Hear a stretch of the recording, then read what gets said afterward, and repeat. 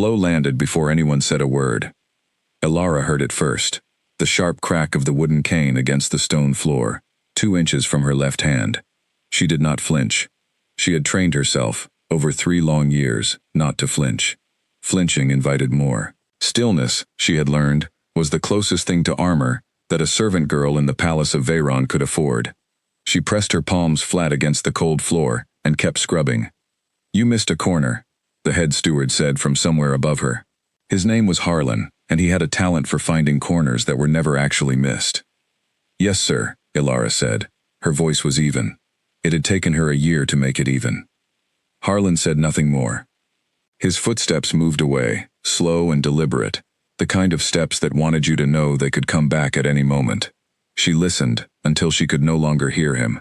Then she sat back on her heels and let out a breath so quiet that even the torches on the wall would not have noticed it. The lower hall of the palace was enormous, long enough that the far end disappeared into shadow even with every torch lit, wide enough that a whole market could have been held inside it.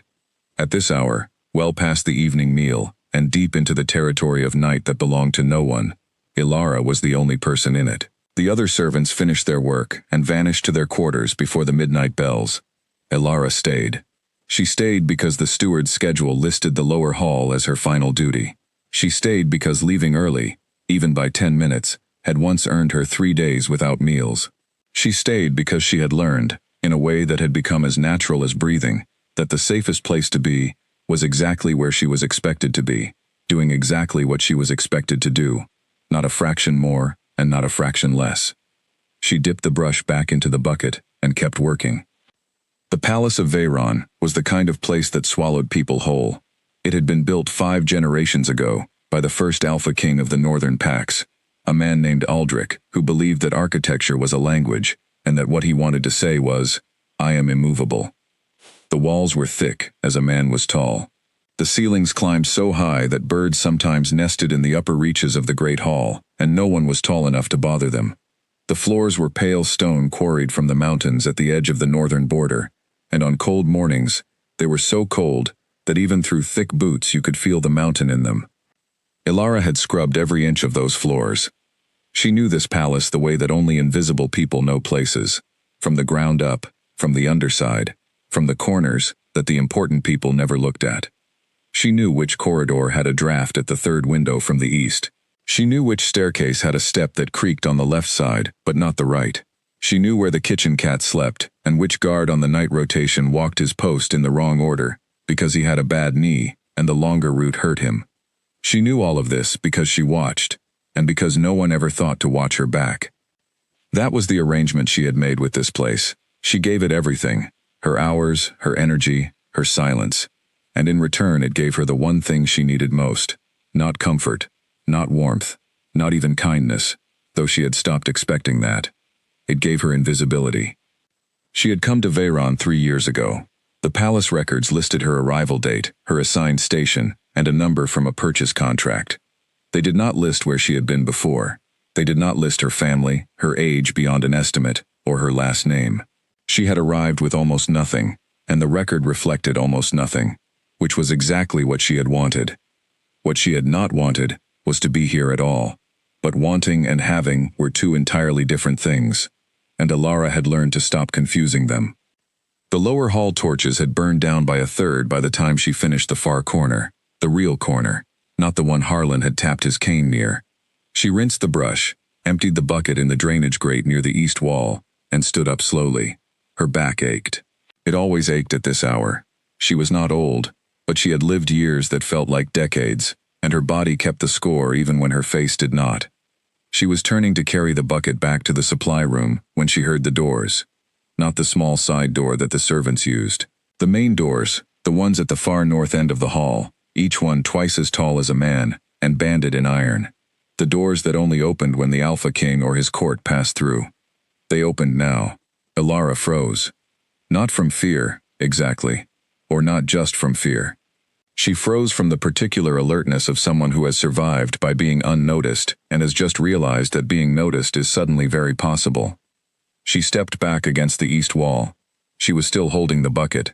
She pressed herself into the shadow beside a pillar and kept completely still.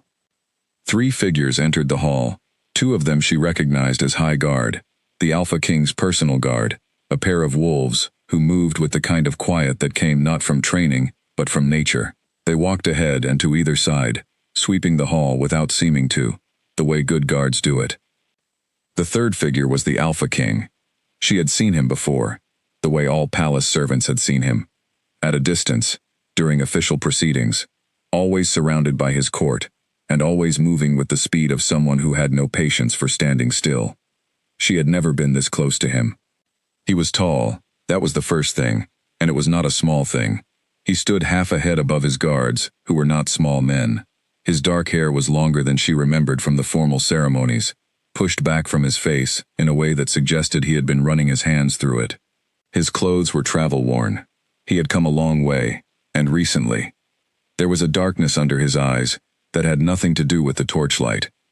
His name was Kaelin, King Kaelin of Veyron, Alpha of the Northern Pax, ruler of 3 mountain territories and 2 river valleys, commander of the largest wolf army on this side of the Eastern Sea. She had heard his name spoken in tones that ranged from reverence to terror, sometimes in the same sentence. He did not look like a man who invited either right now. He looked like a man who was exhausted in a way that sleep did not fix. He said something quietly to the guards. They moved ahead, checking the far corridor, she realized, before he passed through it. Standard procedure for a king returning unexpectedly. There would be no announcement, no gathered court, no formal welcome. He had come back early from the northern campaign and apparently wanted no ceremony about it. Alara pressed herself tighter against the pillar. He walked through the hall slowly. Not the walk of a man exploring, the walk of a man who was not ready to sit down yet, who needed the length of the corridor between where he had been and wherever he was going next. She had seen that walk before, on a smaller scale, in men who came back from things they were still carrying. He was 30 feet away when he stopped. She did not move. He had not looked at her. He was looking at the far wall, at nothing in particular, or at something that was not in this room at all. Then, without turning his head, he said, "You can come out from behind the pillar." Alara's stomach dropped. She stepped forward, bucket in hand, and stood in the open space between the pillar and the nearest torch. She kept her eyes down, as was correct, as was expected, as was the only reasonable thing to do when the Alpha King addressed you unexpectedly in an empty hall past midnight. "Look up," he said. His voice was not harsh. It was simply direct, the kind of voice that had learned not to waste words on being soft when the words themselves were not an attack. She looked up. He was looking at her now. She had not been looked at, truly looked at, in a way that acknowledged she was a person rather than a piece of furniture, in so long that the sensation was strange, not frightening, just strange, like a sound you used to know and had almost forgotten. "What time does your shift end?" he asked. She blinked. It ended at the midnight bell, sir. I was finishing." He glanced at the bucket in her hands, then at the floor behind her, the clean, carefully scrubbed floor that stretched the full length of the hall. He looked back at her. "What is your name?" "Alara, sir." He did not repeat it. He did not nod, or smile, or make any of the gestures that people made when they were pretending to care about an answer they had already filed away. He just looked at her for another moment with those dark, tired eyes, and then he said, "Go to bed."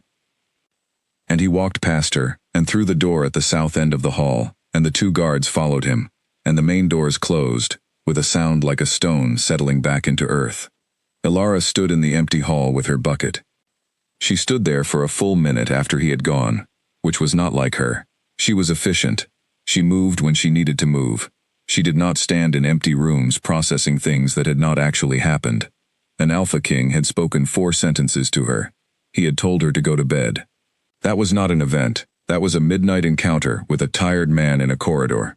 She told herself this firmly, picked up her bucket, and went to bed. She did not sleep particularly well. 3 days passed before she saw him again. In those 3 days, the palace transformed itself the way it always did when the king was in residence, quietly, quickly, and with a kind of nervous energy that moved through the servant ranks like a current. Extra fires were lit in the main corridors. The kitchen ran hotter and longer. The guards changed their rotation. The senior stewards, including Harlan, walked faster and smiled less. which Alara would not have thought possible. She did what she always did, her assigned tasks, her assigned hours, nothing more. She polished the silver in the east dining room. She carried linens to the guest wing. She restacked the wood stores near the secondary kitchens. She moved through the palace like water moves through a place it has always moved through, finding the lowest path, going around things rather than through them, getting to where she needed to be without drawing attention to the going. It worked. It always worked, except for the morning of the third day, when it did not. She was crossing the inner courtyard with a bundle of pressed tablecloths when Harlan appeared from the archway to her left. He was red in the face, which meant something had gone wrong in the kitchen. It usually did when he looked like that, and he was looking for someone to correct. He found her. "The silk linens from the upper storage," he said, without greeting. "They were to be pressed and delivered to the council wing by morning." "They were not delivered." Alara kept her voice level. "I was not assigned the council wing linens. That was Helena's task. Helena is ill. You're reassigned. You should have checked the board this morning." "I checked the board. Council wing linens were not on my section." He stepped closer. She held still. She was very good at holding still. "Are you correcting me?" Harlan said. "No, sir." She was not correcting him. She was simply telling him what had happened. But those were not the same thing. Not in Harlan's world, and she knew it. "The linens should have been delivered," he said. "That is a failure. Your failure. You will go to the supply rooms. You will press them yourself, today, and you will add 3 evening sessions to your current schedule, as a lesson in paying attention to your responsibilities." 3 evening sessions, added to her current schedule. That meant she would not have a free hour until the end of the month. She said, "Yes, sir." He hit the bundle of tablecloths out of her arms. They fell across the courtyard stones. "And pick those up," he said. She bent to pick them up. What happened next was not something she saw. She felt it, a change in the air, a sudden stillness that settled over the courtyard, the way a cold front moves in before a storm. She looked up from the floor, and Harlan was no longer looking at her. He was looking at someone in the archway. The Alpha King stood in the opening to the courtyard. He was not in formal dress. He wore riding clothes, plain, dark, practical, and he was clearly passing through on his way somewhere else. He had simply stopped. He was looking at Harlan. Alara had seen that expression before, on certain kinds of men, the ones who had fought enough battles that they no longer needed to raise their voice to make a room go quiet. His face was perfectly still. His eyes were not. Harlan straightened. Then, remarkably, he paled. "Your Majesty," he said, "I was simply correcting a servant who—" "I heard what you were doing," Kalen said, quietly, almost pleasantly. "The way you speak when what you are saying does not need volume." Harlan opened his mouth. "Pick up the linens," Kalen said to Alara. He said it the same way he might say, "Close the window," simple, direct, not unkind. She picked up the linens. She stood. He walked into the courtyard and stopped in front of Harlan. He was a full head taller than the steward. He did not use the height as a threat. He did not need to.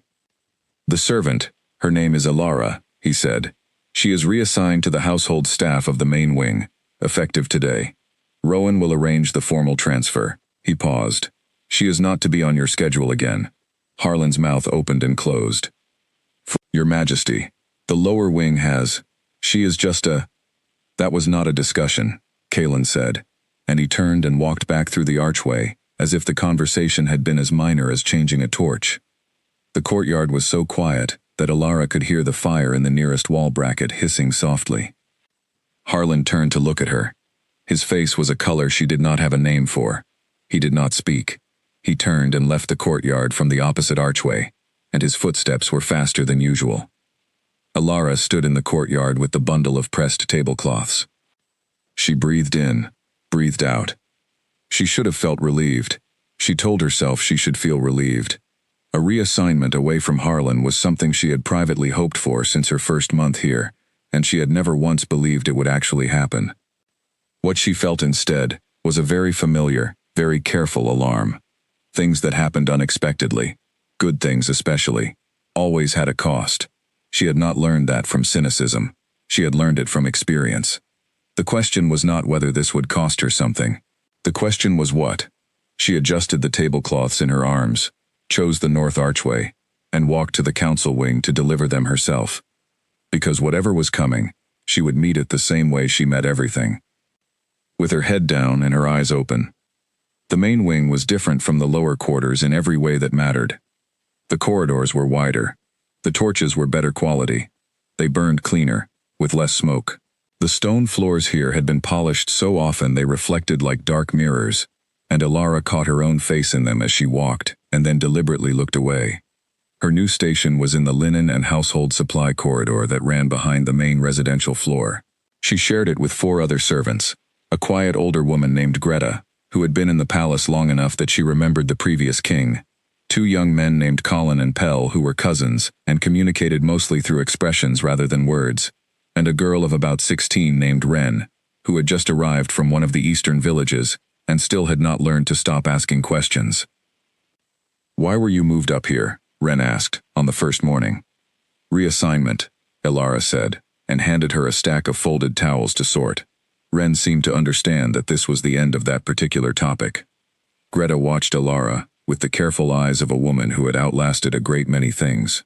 On the second day, she set a cup of hot tea at Elara's elbow during the morning hours, without comment. On the third day, she did it again. By the fourth day, Elara had quietly rearranged her position at the work table so that the tea would be easier to reach, and Greta had noticed, and neither of them mentioned any of it. This was the closest thing to friendship that Elara had allowed herself in 3 years. She settled into the main wing routine with the efficiency she brought to everything. The work was not harder than the lower wing. In some ways it was easier, the equipment better, and the hours slightly more predictable. What was harder was the proximity. The main wing corridors ran close to the rooms where decisions were made, where the King's Council met, where messengers came in and out at all hours. There was more foot traffic, more people who might look at her, more chances to be seen. She handled it the way she handled everything: careful timing, knowledge of the schedule, moving when the corridors were quiet, completing her tasks efficiently and without lingering, making herself as unremarkable as possible in a space that was harder to be unremarkable in. She saw Kalen 3 times in the first week. Once from a distance, walking with 2 of his senior council members toward the war room. Once in a corridor, passing through while she was mid-task. He went by without pausing, and she kept her eyes on her work. And once, at the end of the week, when she rounded a corner early in the morning and nearly walked directly into him. She stopped. She stepped back. She looked at the floor. There was a pause, the kind that has a decision in it. "Elara," he said. She looked up. He was holding a cup of something hot, clearly on his way somewhere, and he had stopped walking in that particular way people stop when they want a moment, and have not decided yet how long the moment will be. "How is the new assignment?" he asked. She had not expected him to ask that. She was not prepared for it the way she was prepared for most things. "It is fine," she said. "The work is clear. I understand it." He nodded slowly, as if she had said something slightly more interesting than what she had actually said. "You are from the lower wing, Harlan's section." "Yes." He took a sip of whatever was in the cup. He seemed to be thinking about something. "How long were you in that section?" 3 years, she said.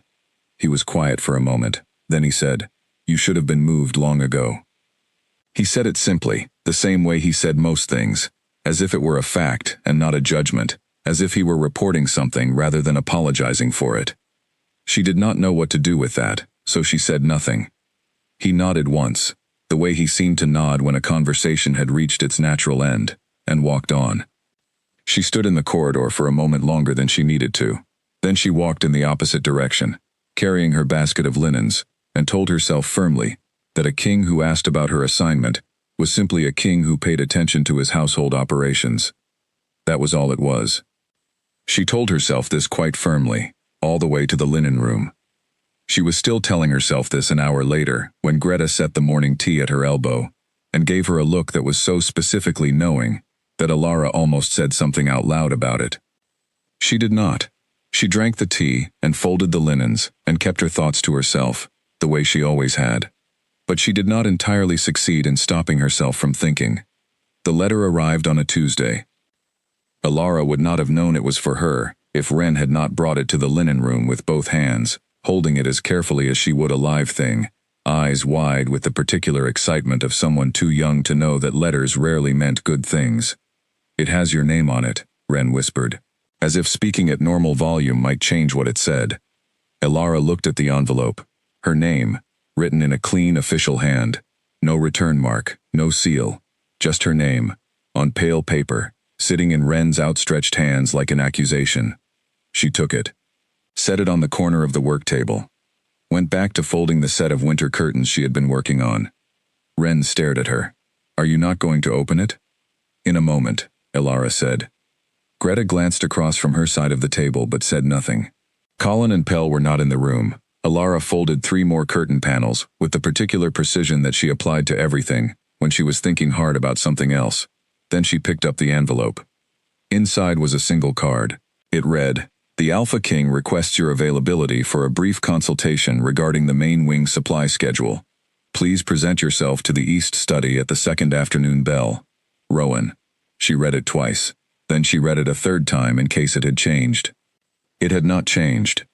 The Alpha King's beta, Rowan, whose full name was Rowan Aldred, and who was known throughout the palace as the man who actually made the place run, while the king was busy making decisions, was not in the habit of summoning servants for consultations.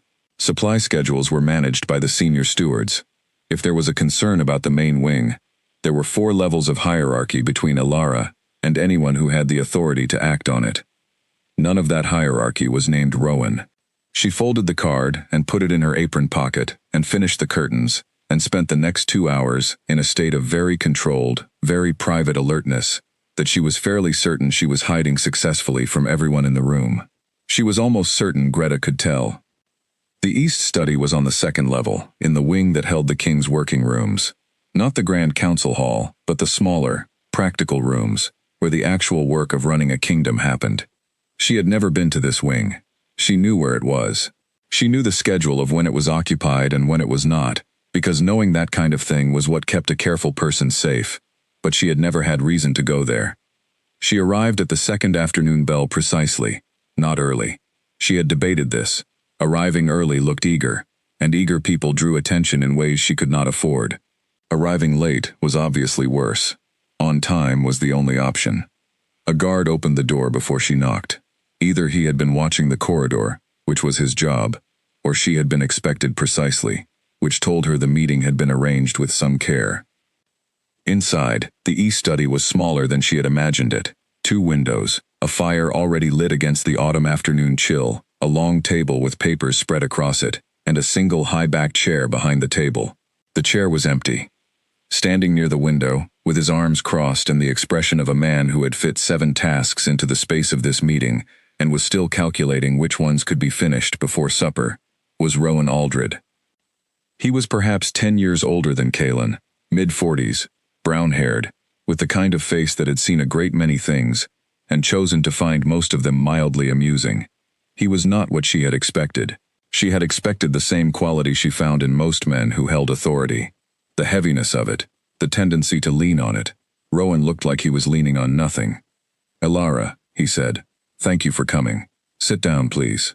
She sat in the chair across the table from where he was standing. He moved to his own side and sat, pulling a few of the papers toward him and setting the rest aside, with the efficiency of someone who had done this particular motion 10,000 times. "How long have you been on the main wing assignment?" he asked. 8 days, she said. He nodded. "Any issues? Any difficulties with the other staff, with the schedule, with the resources you have access to?" She considered. "No. It is a clear assignment. I understand what is expected." "Good." He wrote something at the top of one of his papers. "Harlan has filed an objection to your transfer. I want you to know that it has been reviewed and set aside. He has also been issued a formal correction for the incident in the courtyard." He said this without looking up from the paper, in the same tone he might use to report a weather forecast. "That will not affect you or your assignment in any way. I mention it only so that you are not wondering whether it happened." She had been wondering. She said, "Thank you." He looked up at her then. It was a brief look, but it was the kind that actually saw things. "You have been here for 3 years, and you were in the lower wing the entire time," he said. It was not a question. "Yes. The original placement was a clerical assignment," he said. "A mistake. or close enough to one. I apologize that it took this long to correct. She did not know what to do with an apology from the king's beta. She said, it was fine, because it was the simplest true thing she could say. He looked at her for a moment, as if deciding whether to say what he was thinking next. He decided to. The Alpha King asked me to personally confirm that your new assignment is settled. He does not usually take a direct interest in household staff transfers. I mention this also simply so you know. She held very still. I see, she said. Is there anything you need? Anything that would make your station more manageable? She thought about this the way she thought about most things, quickly, and from several angles. A key to the secondary supply room on the east corridor, she said. Currently, I have to request it each time from the senior steward, and the delay affects the morning schedule. If I had my own key, I could manage the timing better. Rowan blinked. It was, she realized, not what he had expected her to say. He wrote it on the paper. Done, he said. Anything else? No, she said. That is everything. He nodded, and the meeting was, apparently, over. She stood. He was already looking back at his papers. She had reached the door when he said, without looking up, "You were not worried about what the meeting was for, were you?" It was not quite a question. She paused with her hand on the door. I was, she said honestly. I have learned not to show it. A brief silence. Then, with something that might have been a very small amount of approval, sensible. She let herself out of the east study, walked to the end of the corridor, turned into the service passage, and then stood there for a moment with her back against the wall, eyes on the ceiling. The Alpha King had asked Rowan to personally confirm her assignment was settled. She stood with that information the way you stand with something heavy, deciding whether to set it down or keep carrying it. She kept moving. The key arrived the next morning, delivered by a junior guard with no explanation. It was plain iron with a small identifying notch on the handle, exactly what she had described. She tested it in the lock of the secondary supply room. It turned on the first try. She put it on the cord with her other keys and went back to work. But the palace had noticed something she had not intended for it to notice. Servants talked, not openly, not in Veyron, where careless talk had consequences, but in the language of glances and silences and things not said, in the particular way that people in confined spaces communicated when they were too careful to speak plainly. And over the following week, Elara felt the texture of her days change in a way she could not entirely account for. The senior steward, who had previously assigned her the worst tasks in the morning rotation, began giving her slightly better ones. The guard who had once watched her pass with the bored contempt that some guards used like a uniform, now looked at the wall when she went by. A cook in the main kitchen, a large and usually irritable man named Bert, set aside a portion of the midday meal for her, 3 times in a row without being asked. Small things. Not large ones. She would not have noticed them if she had not spent 3 years being trained to notice everything. She said nothing about any of it. She accepted the slightly better tasks and the midday portion, and continued to do her work with the same exactness she always had. She did not want anything to change. The worst possible outcome of visible favor, any favor, was to be seen as someone who had obtained it deliberately, which invited a different kind of attention entirely. Greta, on the 9th day of the new assignment, watched her fold a tablecloth with meticulous precision, and said, without any particular introduction, "You are a very careful person." "I try to be," Elara said. "You are careful in a way that people learn," Greta said. "Not a way they are born with." Elara folded the tablecloth, set it on the pile, reached for the next one. "I have been here a long time," Greta said. "I have seen careful people before. They are usually running from something." Elara looked at her. Greta looked back, with the steady, unhurried eyes of someone who had already decided she would not push past whatever answer she received. "I am not running from anything," Elara said. "I am here." Greta nodded slowly. "Yes," she said, "you are." She picked up her own pile of tablecloths and carried them to the shelf. That was all. Greta did not ask again. But the conversation sat with Elara longer than most things did.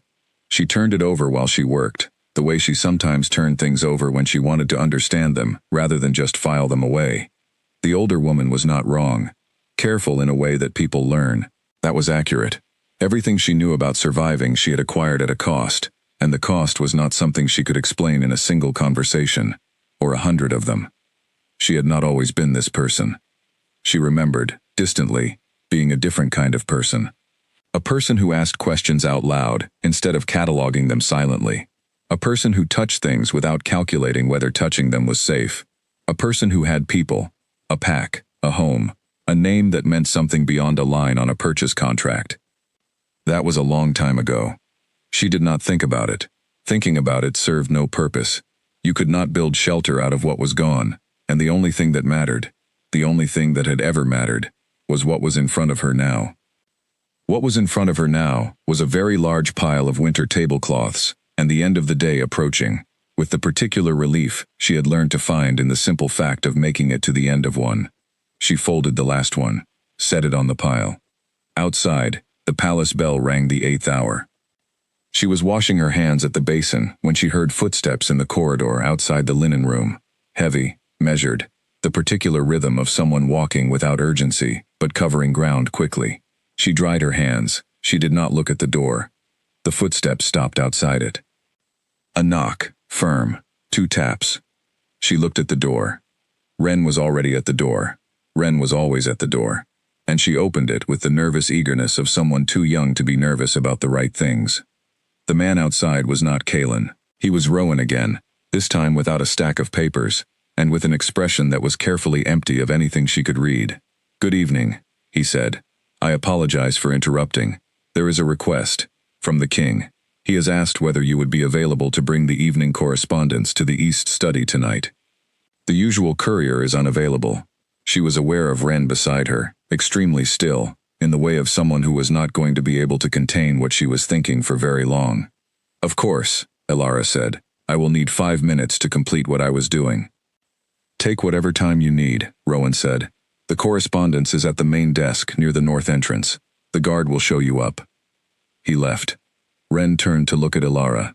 Her expression was the opposite of unreadable. "Not a word," Elara said. Wren said nothing. But her eyes said a great deal.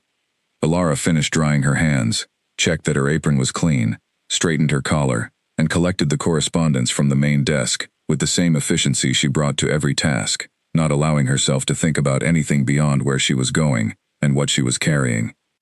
She made it almost all the way to the East Study stairs before she realized that her hands were, very slightly, not quite steady. She stopped, looked at them, made them stop. Then she walked up the stairs and knocked on the study door and was let in by the guard, and she went in, and it was not Rowan in the chair behind the table this time. Kalen looked up from the documents spread in front of him. The fire behind him had burned down to a steady red glow. He had been here a while.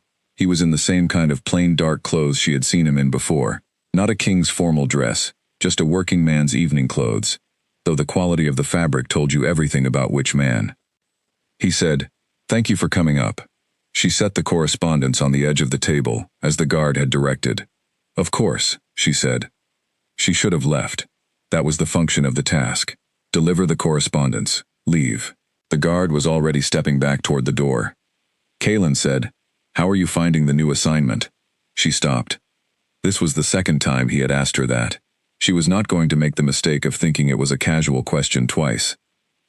"It is good," she said carefully. "Better than before." "And the staff?" "They are kind." She hesitated for a fraction of a second. Greta especially. Something in his expression shifted very slightly. Not a smile, but the cousin of one. "Greta has been in this palace longer than I have," he said. "She was here when my father was king. She is—" He paused, as if searching for the right word. "She does not miss things." "No," Elara agreed. "She does not." A small silence. In it, the fire crackled once. He was looking at her with the same quality of attention she had noticed in that first midnight encounter.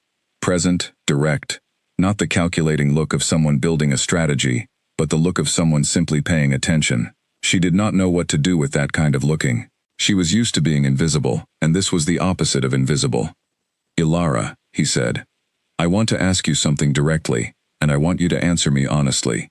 You do not need to be careful about how you answer. There is no wrong answer." She waited. "In the time you were in the lower wing, 3 years, was what happened in the courtyard with Harlan unusual, or was it a regular occurrence?" The question landed in her chest, with a weight she had not been prepared for. Not because the answer was complicated. The answer was extremely simple. It was the having to say it that was not. It was not unusual, she said. His jaw set. Not dramatically. A small, controlled movement. The kind of movement that had learned to be small. I see, he said. She waited for him to say more. He did not. After a moment she said, "It was nothing I could not manage." He looked at her for a long, quiet moment, and then he said something that she did not entirely know what to do with. "That is not the point." She held still. "The point," he said, "is that it should not have been something you had to manage at all." The fire crackled behind him. The room was very quiet. She did not answer, because she did not have an answer for that. She had spent so long learning to manage things, that the idea of things not needing to be managed was so distant, it might as well have been a story someone told her once. Not in dismissal, in the way you release someone when you are done requiring something of them, and do not wish to keep them standing any longer than you need to. She walked to the door. She opened it. She stepped out into the corridor. She stood there for a moment. Then she walked down the stairs and through the main passage into the linen room, where Wren was still awake, sitting on her cot with her chin in her hands and her eyes enormous, clearly having constructed 17 different theories in the hour Alara had been gone. Alara sat down on her own cot and began unlacing her boots. "Well?" Wren said. "I delivered correspondence," Alara said. "Alara." "Go to sleep, Wren." Wren made a sound that communicated a great deal about what she thought of this answer. She lay down. She was quiet for perhaps 30 seconds. "He asked about you, didn't he?" Wren said. Alara set her boots beside the cot. She lay down and looked at the ceiling. "Go to sleep," she said. She stared at the ceiling in the dark for a long time. That is not the point. She had been told many things in her life, by many people, in many different tones. She had learned to categorize them, things that mattered, things that didn't, things that were said to control her, things that were said without thinking. She was very good at the categorization. She had to be. This sentence did not fit neatly into any of the categories. She stared at the ceiling, and she thought, very quietly, very carefully, about a man in a firelit room who had asked her a direct question, and then, when she had given him the answer, looked like the answer had cost him something personally. She thought about it. And then she firmly set the thought aside, because thinking about it was a luxury she could not afford, and she had learned a very long time ago that luxuries were the first thing to go when things got difficult. She closed her eyes. She slept. Greta said nothing about it, which made it worse. Alara had braced herself, over the following days, for the particular kind of attention that palace staff gave to things that were interesting, the sideways looks, the conversations that stopped when she walked in, the careful arrangement of words that meant something other than what they said. She had survived 3 years of Harlan's Wing on precisely that kind of vigilance. She was prepared for it. What she was not prepared for was Greta's complete lack of comment. Greta, who noticed everything. Greta, who had watched Alara for 9 days and then said, plainly and without cruelty, that she was a careful person in the way people learn. Greta, who set hot tea at her elbow every morning and sometimes placed a hand briefly on her shoulder in a way that was not quite maternal, but was close enough that it occasionally hurt somewhere behind Alara's sternum. Greta said nothing about the East study, or the correspondence, or the fact that Alara had been gone for 3 times as long as a simple delivery should have taken. She poured tea in the morning. She sorted linens. She hummed occasionally while she worked, an old tune without words. It was the silence that made Alara feel seen. The Northern Summit was 2 weeks away. The palace felt it, before any official announcement was made, the way weather feels before it arrives. A pressure shift in the air. More guards. Longer hours in the council rooms. The kitchen ordered 3 times its usual volume of preserved foods and began staying lit until the second watch of night. Rowan was visible everywhere, always moving, always with a list, always choosing the fastest route between 2 points. Alara moved with the current of the preparation. Everyone in the palace worked harder when the summit approached. She was reassigned, temporarily, Rowan explained in a brief note, to assist with the preparation of the guest quarters in the Upper East Wing. The work was heavier than her usual tasks, hauling linens, repositioning furniture, assisting with the installation of tapestries that had been in storage. She did not mind heavy work. Heavy work was honest. It occupied her hands and left her mind to run its own course.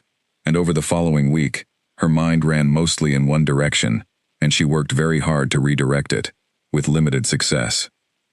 She had not spoken to Kalen again since the evening in the East study. She had seen him twice, once in a corridor, where he was deep in conversation with two of his military advisors and did not see her, or at least gave no sign of it, and once from across the great hall during a brief public address he gave to his assembled senior staff, where she was one of perhaps 200 people present, and therefore invisible in the most comfortable sense. She told herself this was better. Distance was the correct response to whatever was happening, or whatever was threatening to happen, which was a thing she refused to name, even in the privacy of her own thinking. She was very good at refusing to name things. On the fourth day of the guest quarter preparations, she was alone in the last room of the corridor, hanging the final tapestry, a wide one, heavy with embroidered mountain imagery, which required being on the upper step of a wooden ladder, while threading the hanging rod through the rings at the tapestry's top edge. She had the first half done.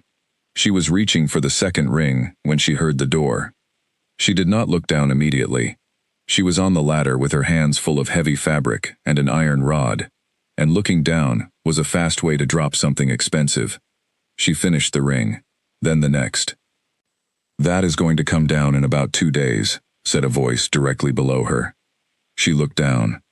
Kalen was standing at the base of the ladder with his hands in his pockets, looking up at the tapestry, with the expression of someone who had seen tapestries hung incorrectly before, and knew what it led to. She looked back at the hanging rod. He was right. The left side rings were not seated correctly. She could see it now, the angle slightly wrong. In 2 days, the tapestry would begin to slide to the left and eventually pull the whole thing down. "The left rings need to go back an inch," she said. "Yes." She unthreaded 2 of the rings and moved the rod position, resetting them. She could feel him standing below her, not saying anything, not leaving.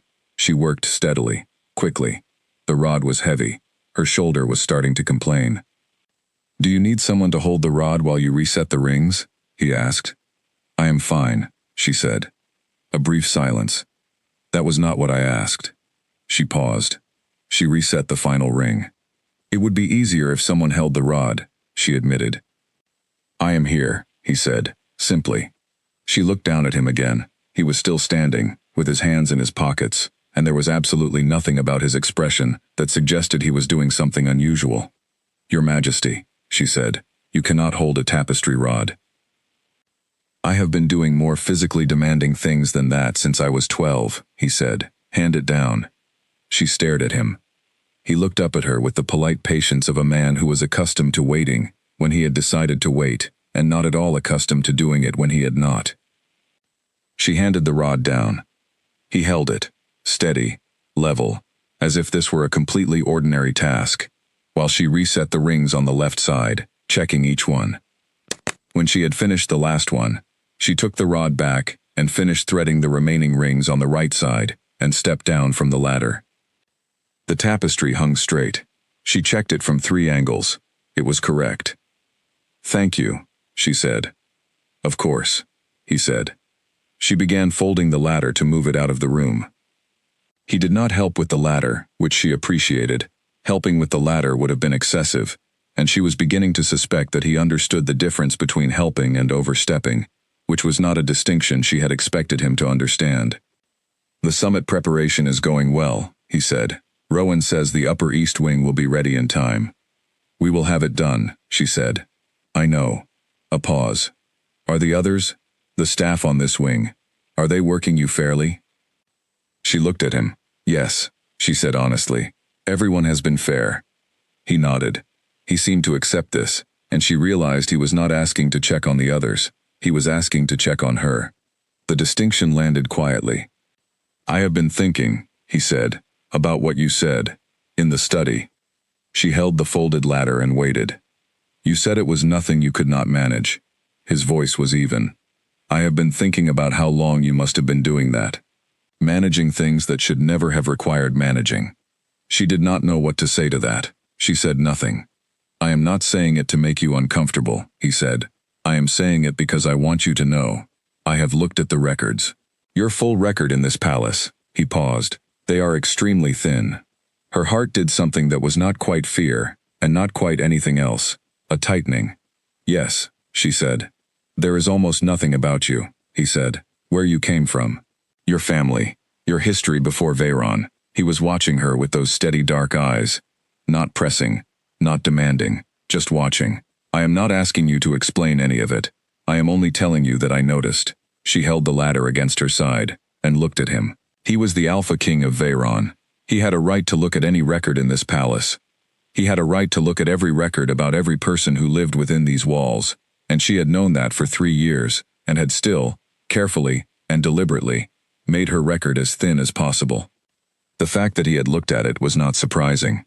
The fact that he was telling her he had looked at it, that was something else. You noticed, she said. I noticed, he agreed. And nothing, he said. That is all. I noticed, and I thought you should know, and there is nothing else attached to that. He looked at the tapestry one more time. It is straight now, he said. It will not fall. He turned and walked out of the room. She stood holding the folded ladder, and looking at the door for a moment after he had gone. She thought about thin records and what they hid. She thought about what it meant for a man to look at something, and then choose to tell you he had looked, rather than doing anything with what he found. Then she carried the ladder to the next room, and began setting up for the next task. Wren found her during the midday break, in the corridor outside the supply room, and delivered the piece of information she had been bursting to deliver since early morning, with the energy of someone who had been holding it in for too long. Lady Saran is coming for the summit, Wren said. Colin told Pell, and Pell told me. She is coming from the Aldenmore estate, and she will be staying in the guest rooms on the south wing. Ilara ate a piece of bread and said nothing. Lady Saran, Wren said again, apparently concluding that Ilara had not understood. She is from the Aldenmore house. They are one of the oldest noble families in the Northern Territory. Her family has been trying to arrange a match with the Alpha King for 3 years. She has been at the last 2 summits. She is very, Wren searched for a word, very present, at summits. Ilara finished the bread and looked at her. Wren had the grace to look slightly embarrassed. I am just saying, she said. It is good information to have. Why would I need that information? Ilara said. Wren opened her mouth. Closed it. Opened it again. I just thought. Wren, Ilara said. Not harshly. Gently. Even. But with the particular firmness that closed a topic. Lady Saran will be staying in the south wing. We are staffed to the upper east wing. Our paths are unlikely to cross. Wren said, in the tone of someone who was not at all convinced by this reasoning, but had decided not to press. Ilara went back to work. She spent the afternoon hanging curtain rods in rooms 3 and 4 of the upper east wing, and she thought, privately, about what Wren had said. Not about Lady Saran, who was not her concern, and would never be her concern, but about the fact that Wren had told her, about the fact that Wren had thought it was relevant. She had spent 3 years becoming invisible. She was not sure, anymore, that it was working. The evening bell had already rung by the time she finished the last of the upper east wing preparations. She was the last one out, she usually was, and she was carrying a bucket of cleaning supplies back to the main corridor, when she turned a corner and nearly walked into Rowan. He stopped, she stopped, neither of them dropped anything. Good evening, he said, with the mild tone of a man who was not particularly surprised by anything. Good evening, she said. He fell into step beside her, which was not what she had expected, but Rowan did not seem like a man who conformed to expectations, if he had already decided where he was going. You have done well with the guest preparations, he said. The East Wing is ahead of schedule. We work quickly, she said. The team is efficient. The team also has a leader, he said, even if the team's leader does not use that word for herself. She looked at him sideways. I have been watching you work, he said, without any particular weight, as if this were a simple observation. You organize without appearing to organize. You make decisions before the others realize decisions need to be made. You are very good at making yourself look unremarkable, while doing something quite remarkable. She said nothing. You could be managing a wing yourself, Rowan said. Formally, with appropriate rank and compensation. She stopped walking. He stopped beside her. I appreciate that, she said carefully. but I do not want more visibility. I know, he said. That is the part that interests me. People who are good at things and do not want to be seen being good at them have usually learned that lesson somewhere. It is not natural to hide a competence. He was not pressing, he was simply observing, in the same way that Greta observed, with the same quality of attention that did not require anything back from her. I am not hiding anything, she said. No, he agreed, easily. You are not hiding. You are managing exposure. Those are different skills. He began walking again. The formal offer stands, whenever you want it. There is no timeline, no pressure. He glanced at her once. Greta thinks you should take it, for what that is worth. Greta talks to you? She could not entirely conceal her surprise. Greta talks to everyone worth talking to, Rowan said. She has been making assessments about palace staff since before either of us arrived here. I have learned to pay attention to her conclusions. He turned down the west corridor and left her at the crossing point, and she continued toward the linen room, her bucket of supplies in hand, her mind working faster than usual. She let herself in. Wren was already asleep. Colin and Pell were playing cards at the small table in the corner, quiet enough not to disturb her. Greta was sitting near the window with a candle and a piece of mending. Elara set down the bucket. She washed her hands. She sat on her cot and looked at Greta across the room. Greta did not look up from the mending. You told Rowan I should take the formal management position, Elara said. Greta pulled a thread through and knotted it. I told him you were capable of it, she said. What I said about whether you should take it is my own opinion. Which is? Greta finally looked up. That you are spending a great deal of energy staying small, she said, for someone who is not actually small. Elara looked at her. What you carry, Greta said, and where you carry it, that is your own business, and I would never presume to know all of it. She set down the mending. But I have watched you for 3 weeks, and I have watched other careful people in this palace for 30 years, and I will tell you what I have seen. She folded her hands in her lap. The ones who keep themselves small because they are afraid, they stay afraid. The ones who keep themselves small because they are waiting for something, they are the ones worth watching. Silence. Which one are you? Greta asked. It was the most direct question anyone had asked her in 3 years. Elara thought about thin records and courtyard stones, and a man who held a tapestry rod because he had decided to be useful, and that was simply that. She thought about being told that her inability to manage things that should not have required managing was not the point. She thought about Wren and the tea that appeared every morning and the secondary supply room key that had arrived without ceremony. She thought about what it felt like to be looked at by someone who was not looking for something to take. She did not have an answer, or she had one, and she was not ready to say it out loud. I do not know yet, she said honestly. Greta looked at her for a long moment. Then she nodded, once, and picked up her mending. That, she said, is the most honest answer I have heard in some time. Outside, the palace bells rang the 9th hour. The fire in the corner burned low. Colin and Pell folded their cards. Wren turned over in her sleep, and Elara sat on the edge of her cot in the main wing of the Palace of Veyron, and for the first time in 3 years, she did not tell herself to stop thinking. She simply let herself think. The full moon came on a Thursday.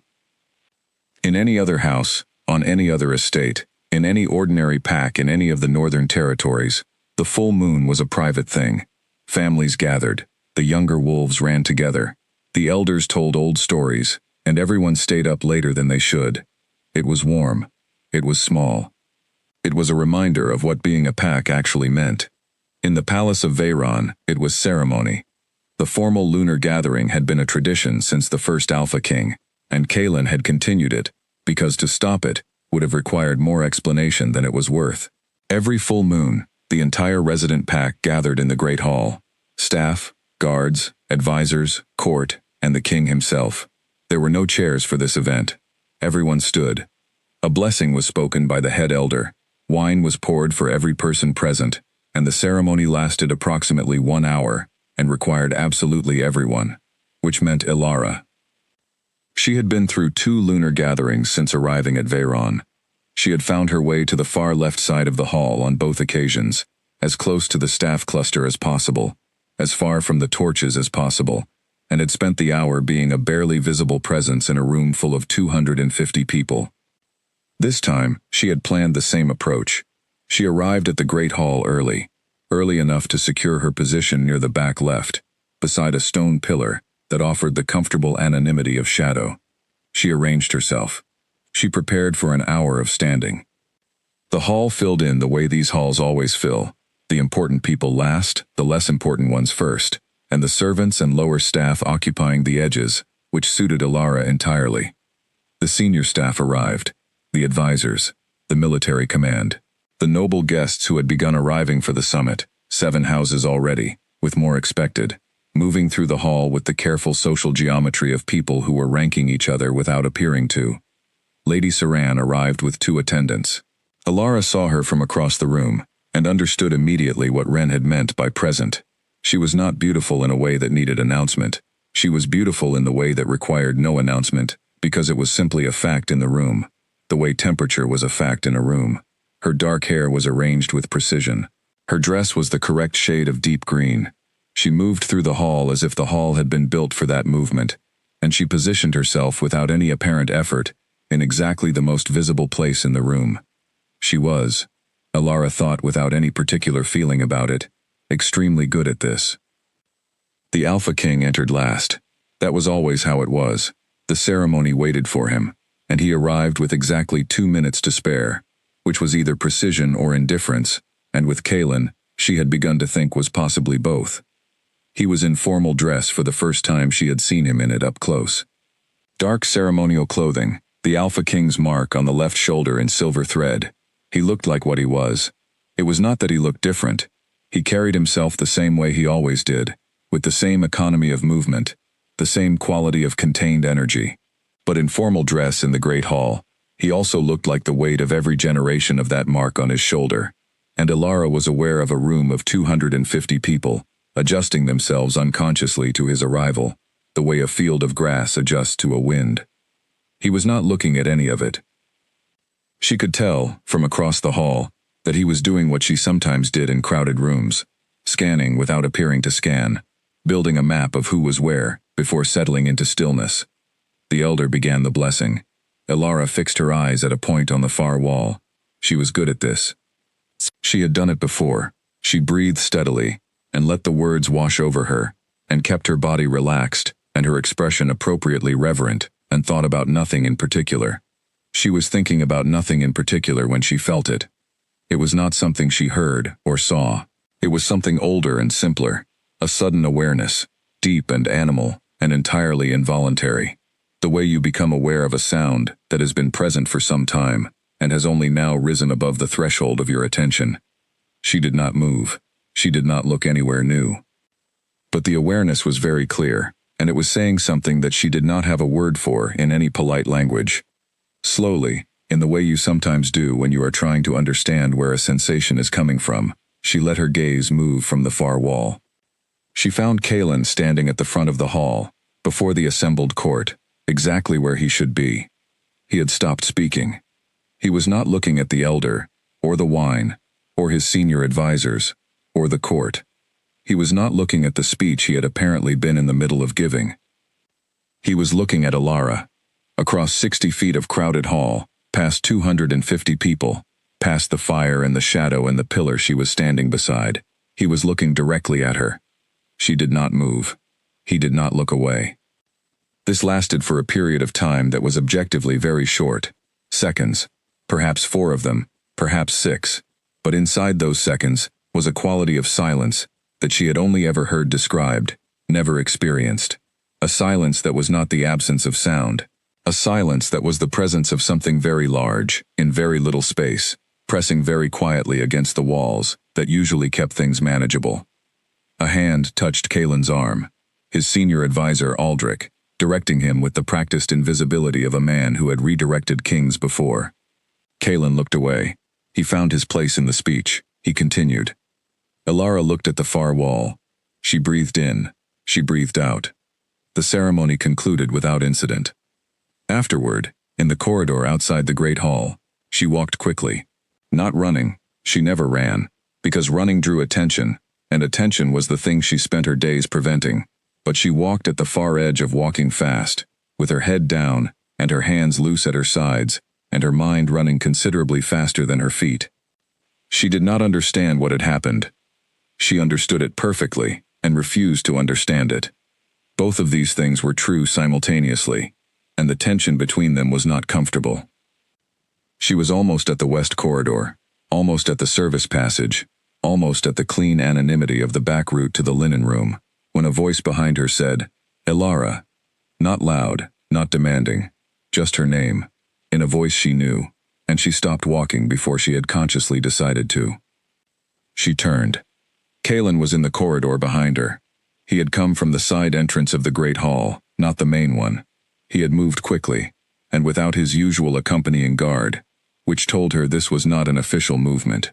He was still in formal dress. His expression was, she could not read it. She had become reasonably good at reading people, and she could not read this. "I need to speak with you," he said. "Of course," she said. He looked at the corridor, full of people moving in both directions, the post-ceremony traffic of 250 guests and staff finding their various ways back to their various places. He looked back at her. "Not here," he said. She waited. He led the way, not to the east study, not to any formal room, but to a small room off the west corridor that she had cleaned twice and knew was typically used for document storage. It was empty. He left the door open. She noticed this, the deliberateness of it, the open door as a statement of intent, and turned to face her. The room was lit only by the light from the corridor torches. In it, his formal dress made him look almost too large for the space. "Something happened in the hall," he said. "Yes," she said. He looked at her carefully, as if checking what she meant by yes. "You felt it." It was not a question. "Yes," she said again. He was quiet for a moment. She could see him deciding, not what to say, but how much of what he was already going to say, to actually say. There was something in his face she recognized, the particular look of someone who had thought they were prepared for a thing, and has discovered they were not quite prepared for that exact thing. "I need to ask you something," he said, "and I want you to answer me without trying to protect anyone, not me, not yourself, just the truth." She waited. "Have you ever, before today, before coming here, before any of this, have you ever felt anything like that?" She knew what he was asking. The full weight of what he was asking sat in the air of the small document room, and she could either step toward it or step back from it, and she had spent 3 years stepping back from everything, and she was very tired of stepping back. "No," she said, "never." He breathed out slowly, through his nose. He looked at the floor for a moment, and then back at her. "My wolf." He stopped, started again. "I have been an alpha for 11 years. I have attended 22 lunar ceremonies. I have." He stopped again. She had a sense that this was a man who did not often struggle to finish his own sentences. "I know what the bond is," she said quietly. He looked at her. "I know what it is called," she said. "The mate bond. I know what it means." She kept her voice even. She was good at keeping her voice even. "I also know that it is, in a person's life, it is not supposed to be something that just," she stopped. "No," he agreed. "It is not." They stood in the doorway-lit room, looking at each other, and the silence had the texture of a very long conversation that neither of them had started yet. "I do not know what you expect me to do with this," she said at last. She was not accusing him. She was genuinely uncertain. She had spent 3 years making no expectations of anything, and this was the opposite of that. "I do not expect you to do anything," he said. I am not telling you this because I expect something from it. I am telling you because you deserve to know what happened in that hall, and you deserve to hear it from me directly, rather than from a rumor, or from someone who has filled in what they did not know." She looked at him for a long time. He met her eyes steadily. He was not flinching from this. He was not trying to manage it. He was simply standing in a small room, with a woman who was, apparently, his fated mate, and telling her what she had a right to know. That was all. "All right," she said. "All right," he repeated. She looked at the door. He did not move to stop her. She looked back at him. "I need to think," she said. "Take whatever time you need," he said. "There is nothing urgent. There is no—" I am not going to do anything with this tonight, except go back to my own rooms and think as well. She almost smiled. Almost. That is good, she said. I think that is the right approach. I tend to agree, he said. She walked out of the room. The corridor was still busy. People passing, conversations, the standard post-ceremony movement that would wind down over the next hour. No one looked at her. She walked to the linen room. She let herself in. She sat on her cot. Ren was not asleep this time. She was sitting cross-legged, eating a piece of bread, and she took one look at Alara's face and set the bread down. Are you all right? Ren asked. Alara looked at the ceiling. I think so, she said. Ren said nothing else. She picked up her bread and ate it quietly, and eventually lay down, and the room settled into its nighttime sounds. The fire crackling, the distant palace bells, Greta's steady breathing from across the room. Alara lay in the dark. She thought about a room full of 250 people. She thought about the 4 seconds, or 6, in which a man across a crowded hall had stopped speaking in the middle of a sentence. She thought about the way that particular silence had felt, like something very old, recognizing something very old in return. She thought about thin records and careful invisibility, and 3 years of staying as small as possible in a place that had swallowed people whole. She thought about what Greta had said, the ones who keep themselves small because they are waiting for something are the ones worth watching. She put one hand flat on her own sternum, where the tightening was. She breathed in. She breathed out. She did not sleep for a long time. In the morning, everything in the palace was exactly the same. The breakfast fires, the supply checks, the pre-summit preparations that had the East Wing moving at 3 times its usual speed. Ren was up before her. Colin and Pell were already at the supply corridor. Greta was making tea. Greta set Alara's cup at her elbow. Alara picked it up and drank it. Greta did not say anything, not a word. But she had moved Alara's cup to the left, just slightly, so that the morning light from the narrow window fell on it and warmed it a little more than it would have otherwise. A small adjustment, the kind that was so easy to miss, you might think it was accidental. Alara held the warm cup in both hands and looked at Greta. Greta was already back to her own side of the table, sorting a stack of pressed napkins. Thank you, Alara said quietly. Greta said, without looking up, For what? Alara considered. The tea is warm, she said. It is always warm, Greta said. Yes, Alara agreed. It is. She drank it. She went to work. She was efficient, as always. She was precise. She was good at her tasks, as she was always good at her tasks. But something had shifted in her, somewhere in the night, in a way she could not entirely locate. Not a large shift, not the kind of thing anyone would see, just a fraction of a degree in the direction of something she did not yet have a name for. She noticed it only because she was very good at noticing things. She filed it away, and she got back to work. Rowan put the file on Kaylin's desk on a Tuesday afternoon, and then stood back and waited. He had the expression he wore when something was about to be difficult, not worried exactly, but the expression of a man who had decided to stay in the room so that the difficult thing had company when it happened. Kaylin looked at the file. He did not touch it yet. Is it what I think it is? The results of the inquiry, Rowan said. Yes. Kaylin opened it. The inquiry had taken 9 days. He had asked Rowan to begin it quietly, the morning after the lunar ceremony, without telling him why beyond that. He needed a complete record on a member of the palace staff named Alara. Rowan had not asked questions. He had simply done it, with the efficiency that made him invaluable, and the discretion that made him trusted. The file was not large. It was, in fact, barely thicker than 2 fingers held together. Kaylin read through it without speaking. Rowan stood near the window with his hands behind his back. The purchase record, the date of arrival, the assigned station, and the 3-year record in the lower wing, which was painful enough reading on its own. A medical notation from the first month, listed under routine intake assessment, that mentioned visible marks on the arms and back consistent with previous injury. The notation was made in dry, professional language, the kind used by people who documented things they were not permitted to respond to. Then the acquisition contract itself, and the name of the originating broker, and the name the broker had used to describe the originating pack. Kaylin stopped reading. He set the page down. He picked up the next one, His face had gone very still, the way it went still before difficult things, rather than during them. The originating pack was listed as Lunara. Dissolved, the contract notes read, by order of the Interpack Tribunal, 7 years prior.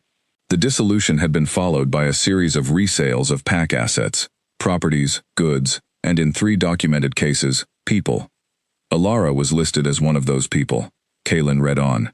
The Lunara pack had been a mid-sized northern pack, seated in the valley territories east of Veyron.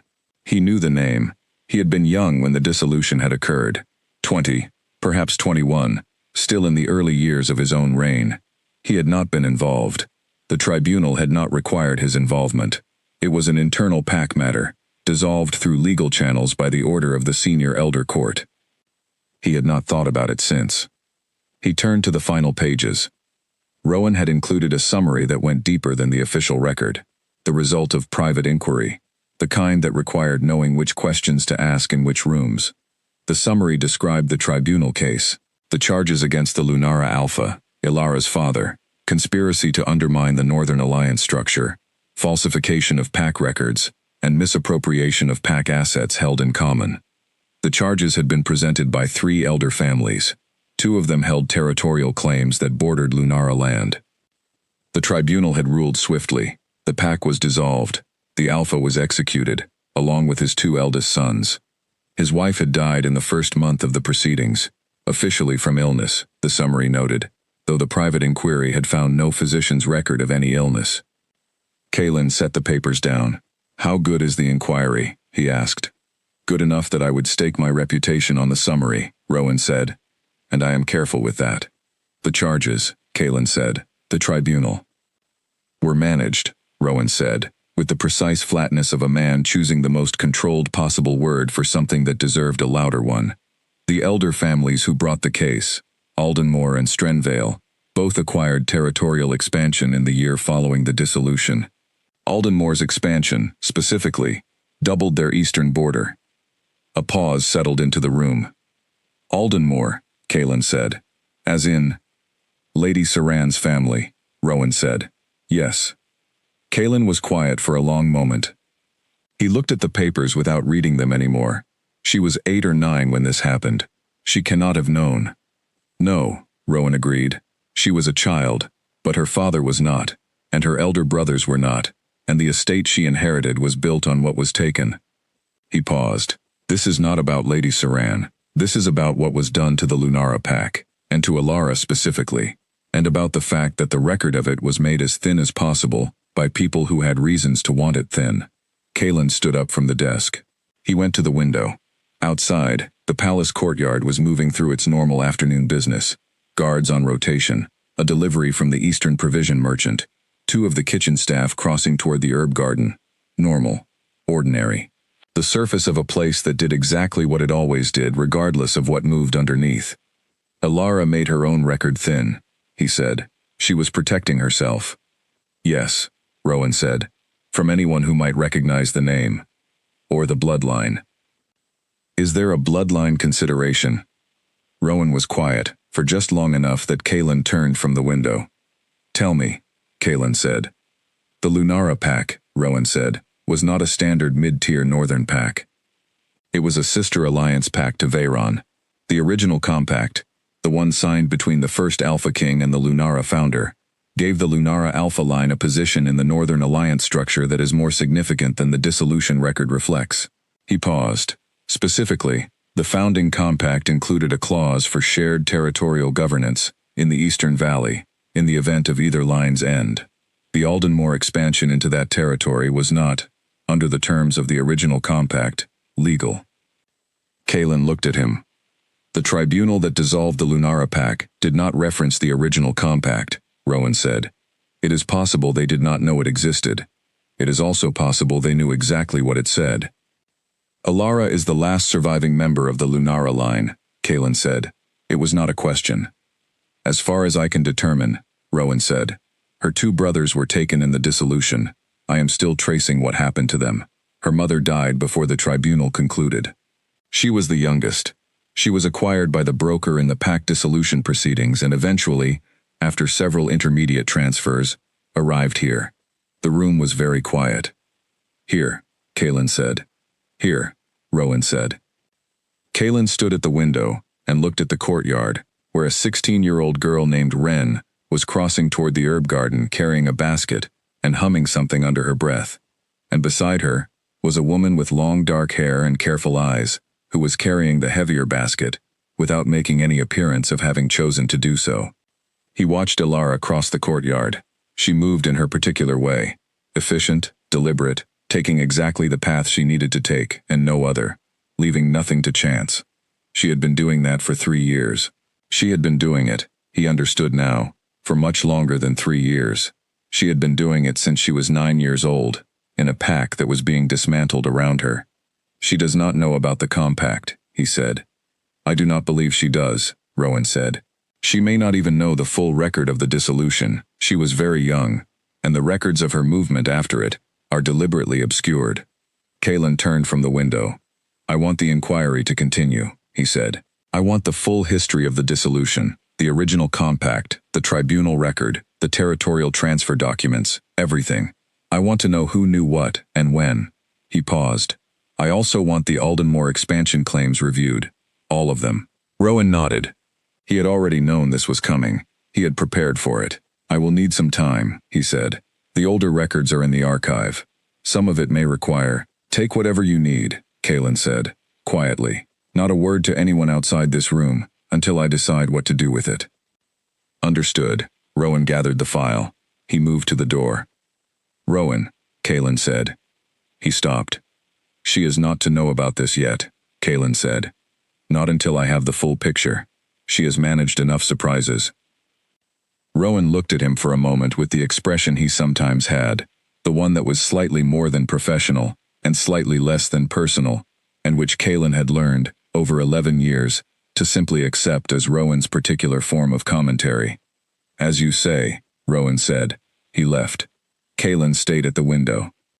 He thought about a file so thin it should not have existed. He thought about a 9-year-old girl who had survived something that had killed the rest of her family, and had then spent the following years making herself as small and invisible as possible, in a succession of places where invisibility was the only protection available.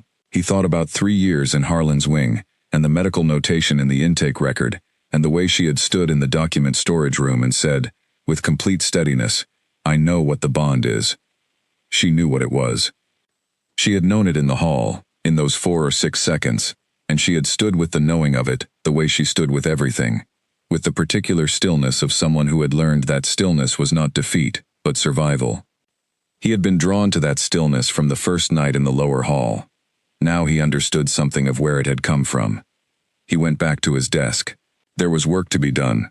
The summit was in 9 days, and the Northern Alliance had its own set of complications that required his attention before the first noble family arrived with their list of requests and their careful smiles and their agendas that he would be expected to navigate with the precision of someone walking a very narrow path in the dark.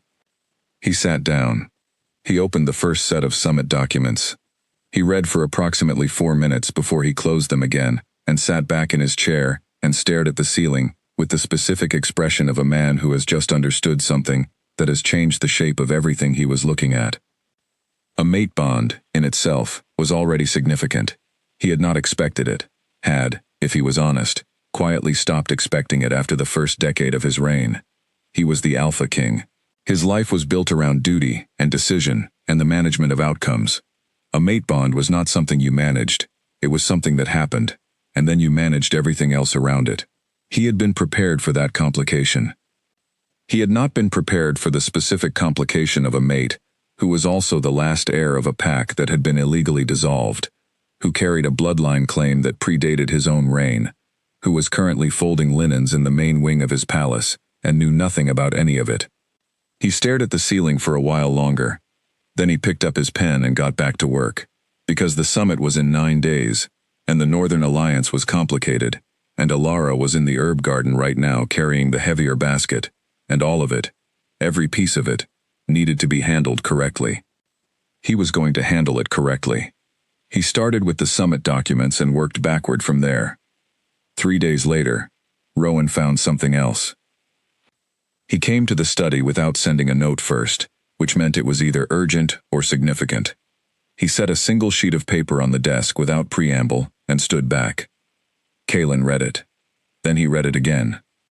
The original founding compact between Veyron and the Lunara line, located, Rowan had noted in the margin, in the deepest section of the archive, filed under a different classification name than it should have been, contained a clause that the previous inquiry had referenced only in general terms. Reading the actual clause was different from reading a description of it. The clause stated, in the formal language of 6 generations past, that in the event of the Lunara bloodline's continuation through female descent, the female heir held a claim to the Luna position of the Veyron throne through right of original alliance. Not a courtesy position, not a ceremonial alliance, a genuine, historically grounded, legally binding claim to be Luna. Kalen set the paper down. He looked at Rowan. Rowan said nothing. He simply waited, with the expression of a man who had read the same document twice and understood that no amount of further explanation was going to make it more or less what it was. Outside the study window, the bells rang the afternoon hour. In the palace courtyard, the day's routine continued. Somewhere in the main wing, in a linen room or a corridor or a storage closet, a woman with careful eyes was doing her assigned work with the same precise efficiency she brought to everything. A woman who did not know what her own name meant. A woman who had survived everything that had been done to prevent her from ever finding out.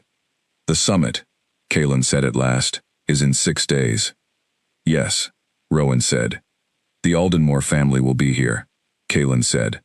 Along with every other noble house in the Northern Territory, including the 2 elder families who sat on the tribunal that dissolved the Lunara Pact. Yes, Rowan said. Kalen stood up. He walked to the window. He looked out at the courtyard. He stood there for a long time. I need 2 things, he said. Tell me, Rowan said. I need the complete legal analysis of the original compact. Everything, every clause, every implication. And I need to know where Alara's brothers were taken after the dissolution. He turned from the window. She has a right to know whether her brothers are alive before she knows anything else. That is the first thing she has a right to know. Rowan looked at him with that expression again, the one that was slightly more than professional. I will have both within 4 days, he said. Then get to work, Kalen said. And Rowan got to work. And Kalen stood at the window and looked out at his palace and thought about 6 days and a summit full of people who had built their power on foundations that were about to be examined very carefully. He thought about a girl in a corridor with a clean scrubbing brush and the particular stillness of someone who has learned to survive anything. He thought about what it meant for her to finally, after everything, have someone in her corner who had both the will and the power to do something about it. He turned from the window. There was a great deal of work to do. The noble houses began arriving on a Saturday, and by Sunday evening, the Palace of Veyron felt like a different building. It was not the physical addition of so many people, though that was part of it. Extra staff deployed to the guest wings, kitchen fires burning past midnight, guards at every entrance in their formal rotation. It was the texture of the air, the way every conversation seemed to have a secondary conversation happening underneath it, the way eyes moved across rooms in patterns that had nothing to do with simply looking. Alara had been through palace events before. She understood the grammar of noble gatherings, the hierarchy expressed in seating arrangements, the alliances telegraphed by who stood with whom in corridors, the quiet wars conducted entirely through courtesy. She had learned it in the way she had learned most things, by watching from positions no one watched. She was assigned to the supply operations for the summit period, which meant she was everywhere and visible to no one, carrying things, managing inventory, ensuring that the endless logistics of feeding and housing 40 visiting dignitaries ran without visible seam. It was the kind of work she was good at and the kind of work that kept her in motion, which was what she wanted. She did not want to think. She had been not wanting to think for 6 days, with limited success. The lunar ceremony had happened. The 4 or 6 seconds had happened.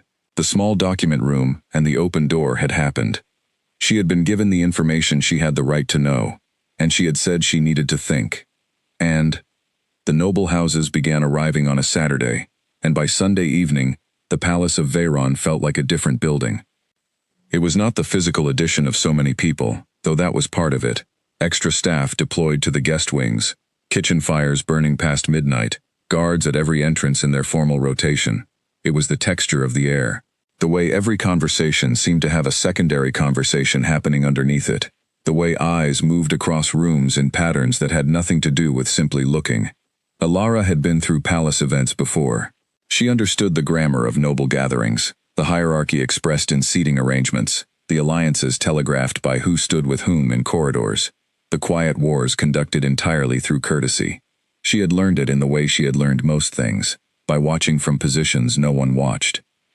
She was assigned to the supply operations for the summit period, which meant she was everywhere and visible to no one, carrying things, managing inventory, ensuring that the endless logistics of feeding and housing 40 visiting dignitaries ran without visible seam. It was the kind of work she was good at, and the kind of work that kept her in motion, which was what she wanted. She did not want to think. She had been not wanting to think for 6 days, with limited success. The lunar ceremony had happened. The 4 or 6 seconds had happened. The small document room and the open door had happened. She had been given the information she had the right to know, and she had said she needed to think, and she had been thinking ever since. And what she had arrived at was not comfort. What she had arrived at was a wall. Not an unfamiliar wall. She knew this wall. She had built it herself, with considerable care, over a period of years. It was the wall between what she felt and what she allowed herself to do with what she felt, and she had maintained it, because the alternative had not historically led anywhere she wanted to be. She was aware, in a way she could not entirely dismiss, that this particular situation was different from the situations the wall had been built for. She was aware that a fated bond was not the same as the other things she had been required to wall herself off from. She was aware that the man who had told her about it had done so with an open door, which was a gesture she had not been able to stop thinking about. She was aware of all of this, and she continued to carry linens and supply inventories and hot water for the guest wing chambers, and she chose not to think about it. On Sunday evening, she turned a corner in the East Wing corridor and encountered Lady Saran. Not physically. She had good enough spatial awareness not to collide with people. But the corridor was narrow at the junction where the guest wing met the service passage, and when Alara turned the corner with a stack of pressed table linens, she found Lady Saran coming from the opposite direction with one attendant, and there was no graceful way to disappear. She stepped to the side. She kept her eyes down, which was standard. The corridor was narrow enough that Lady Saran would have to pass within a foot of her. She felt the exact moment when Lady Saran stopped. Alara did not look up. "You are staff?" Lady Saran said. "Yes, my lady," Alara said. A pause. "Main wing," Lady Saran said. This was not a question. She had either been told about the main wing staff reassignment, or she was simply good at reading the quality of someone's uniform. "Yes, my lady." "How long have you been in the main wing?" Alara held her stack of linens and answered the question with the same composure she brought to all things. "Several weeks, my lady." Another pause, shorter than the first. "And before?" "The lower wing," Alara said. Lady Saran said it in the particular way of someone who is deciding whether the conversation has become interesting or not. After a moment, she seemed to decide it had not. "Move along, then." "Yes, my lady." She stepped past and continued down the corridor, and Lady Saran and her attendant moved in the other direction, and that was that. She was almost at the end of the corridor when she heard the attendant say something in a lowered voice, and Lady Saran say back, more quietly than she probably intended, "I do not know what it is, but the king has taken a particular interest in that wing's staff. It was mentioned by 3 different people this week." Alara turned the corner and kept walking. "It bears watching." She filed that under things she could not control and continued to the linen closet. The summit opened on Monday morning, with a formal convening in the great council hall. All 40 visiting dignitaries, the full Veyron court, and Kaelin at the head of the table. Alara was not in the council hall. She was not needed there, which was exactly as she preferred. She heard reports of it from Wren, who heard them from Colin, who had been stationed outside the council hall doors. "Lord Aldenmore made a speech about the Eastern Territories," Wren said, during the midday break. It went on for almost 20 minutes. And then Lord Strenvale talked about the northern route and the provision agreements.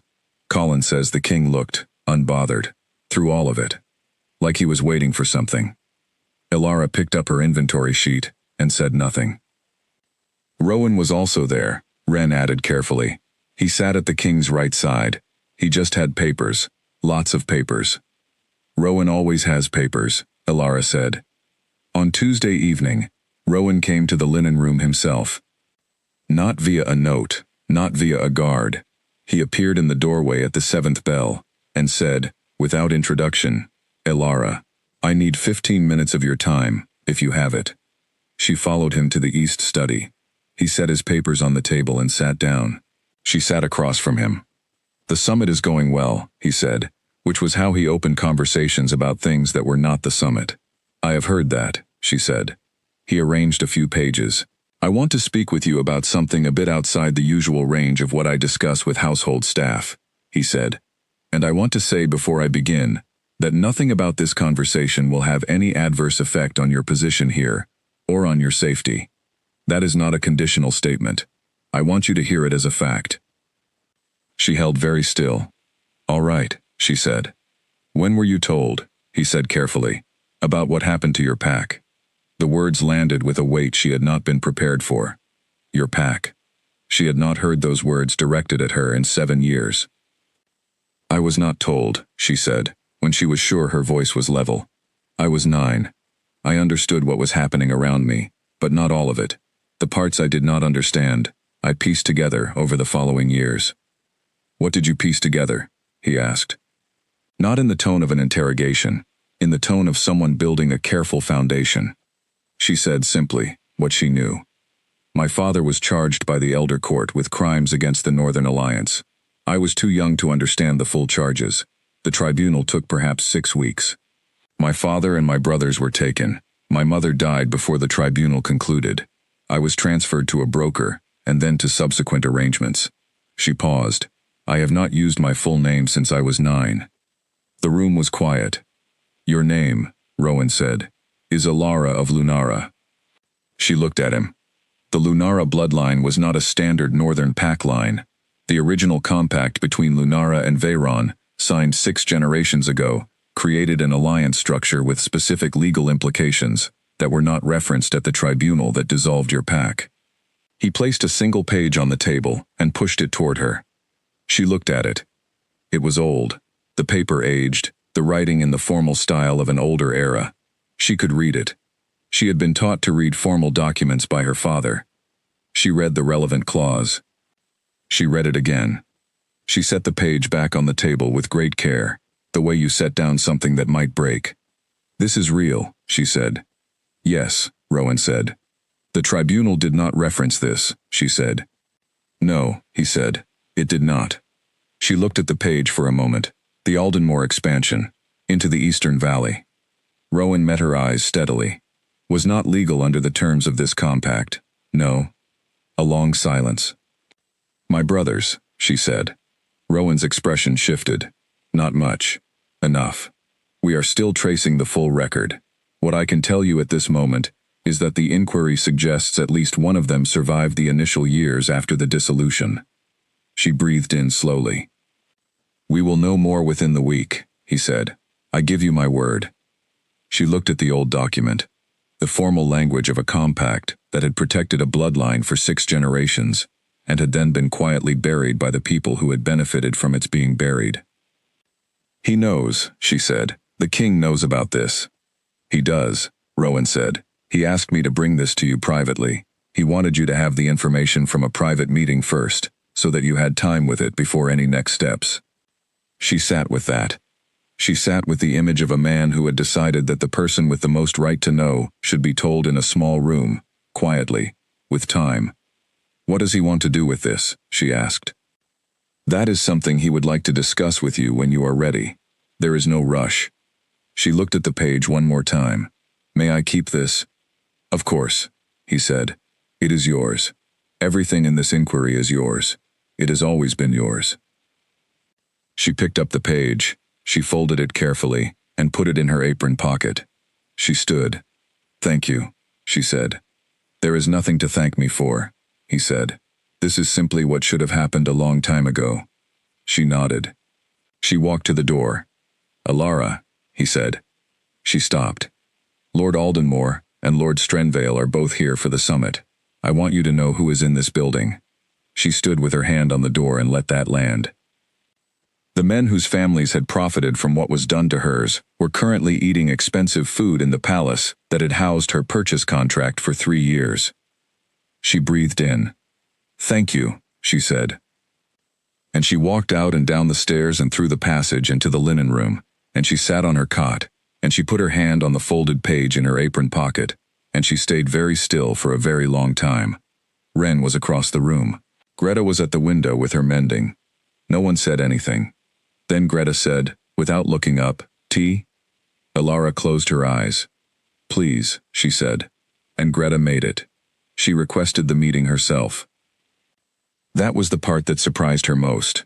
Not what she was going to say, not what he might say in return, but the fact that she was the one who sent the note. She wrote it on a plain piece of paper during the early morning, before anyone else in the linen room was awake, in the clean, simple handwriting her father had drilled into her before she was 6.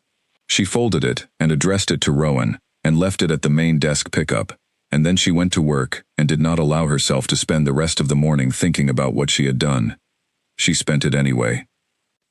Rowan's reply came at the midday break, short, direct, in his efficient hand. "The East study at the 5th bell this evening. The king will be there." She put the note in her apron pocket beside the folded compact page and went back to the inventory. The summit was in its 3rd day. The corridors were at peak activity. Dignitaries moving between the council hall and their guest quarters. Advisors in clusters talking fast with papers in their hands. Kitchen staff with trolleys. Guards in crisp rotation.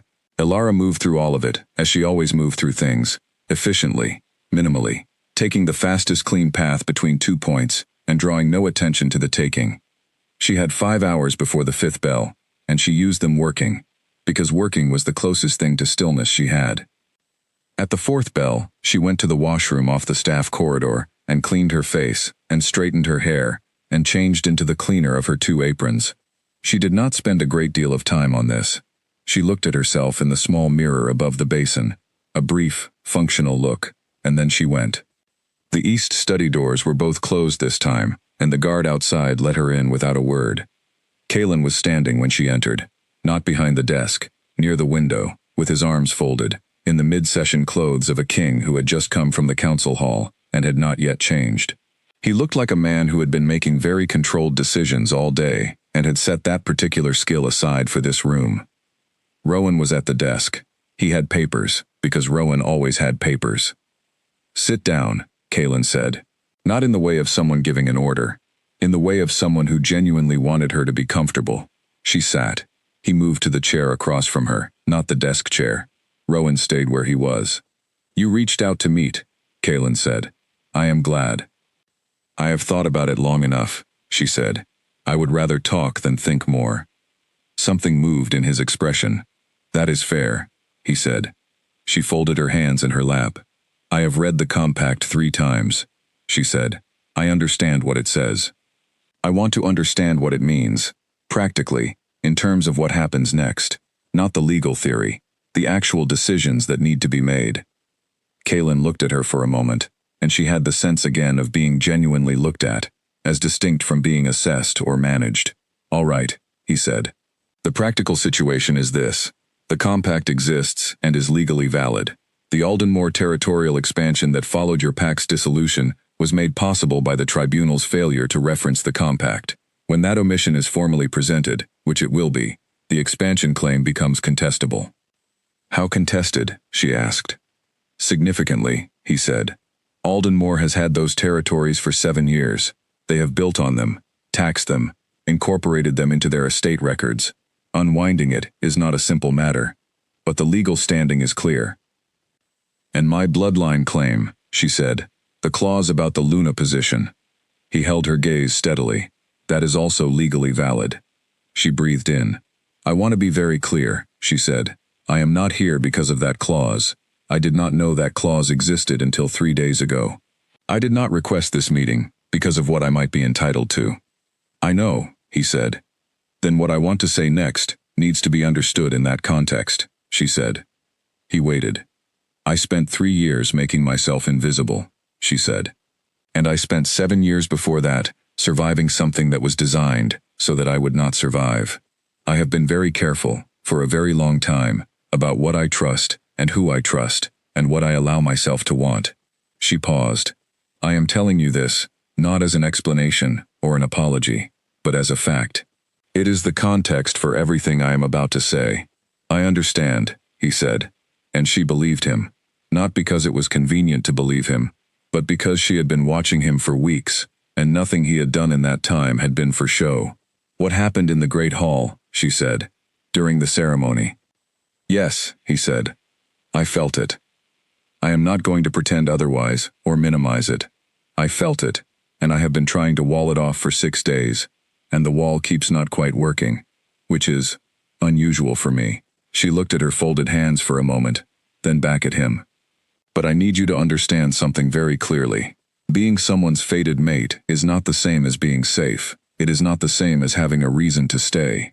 In my experience, in the experience I have had, which is not the experience I would have chosen, belonging to someone has not meant being protected by them. He did not flinch from that. He did not apologize or minimize or rush to correct her. He sat with it for a moment, the way you sit with something that deserves space. That is the most important thing you have said, he said quietly. Yes, she said. It is. I cannot undo your experience, he said. I cannot tell you that the bond alone is sufficient reason to trust anything.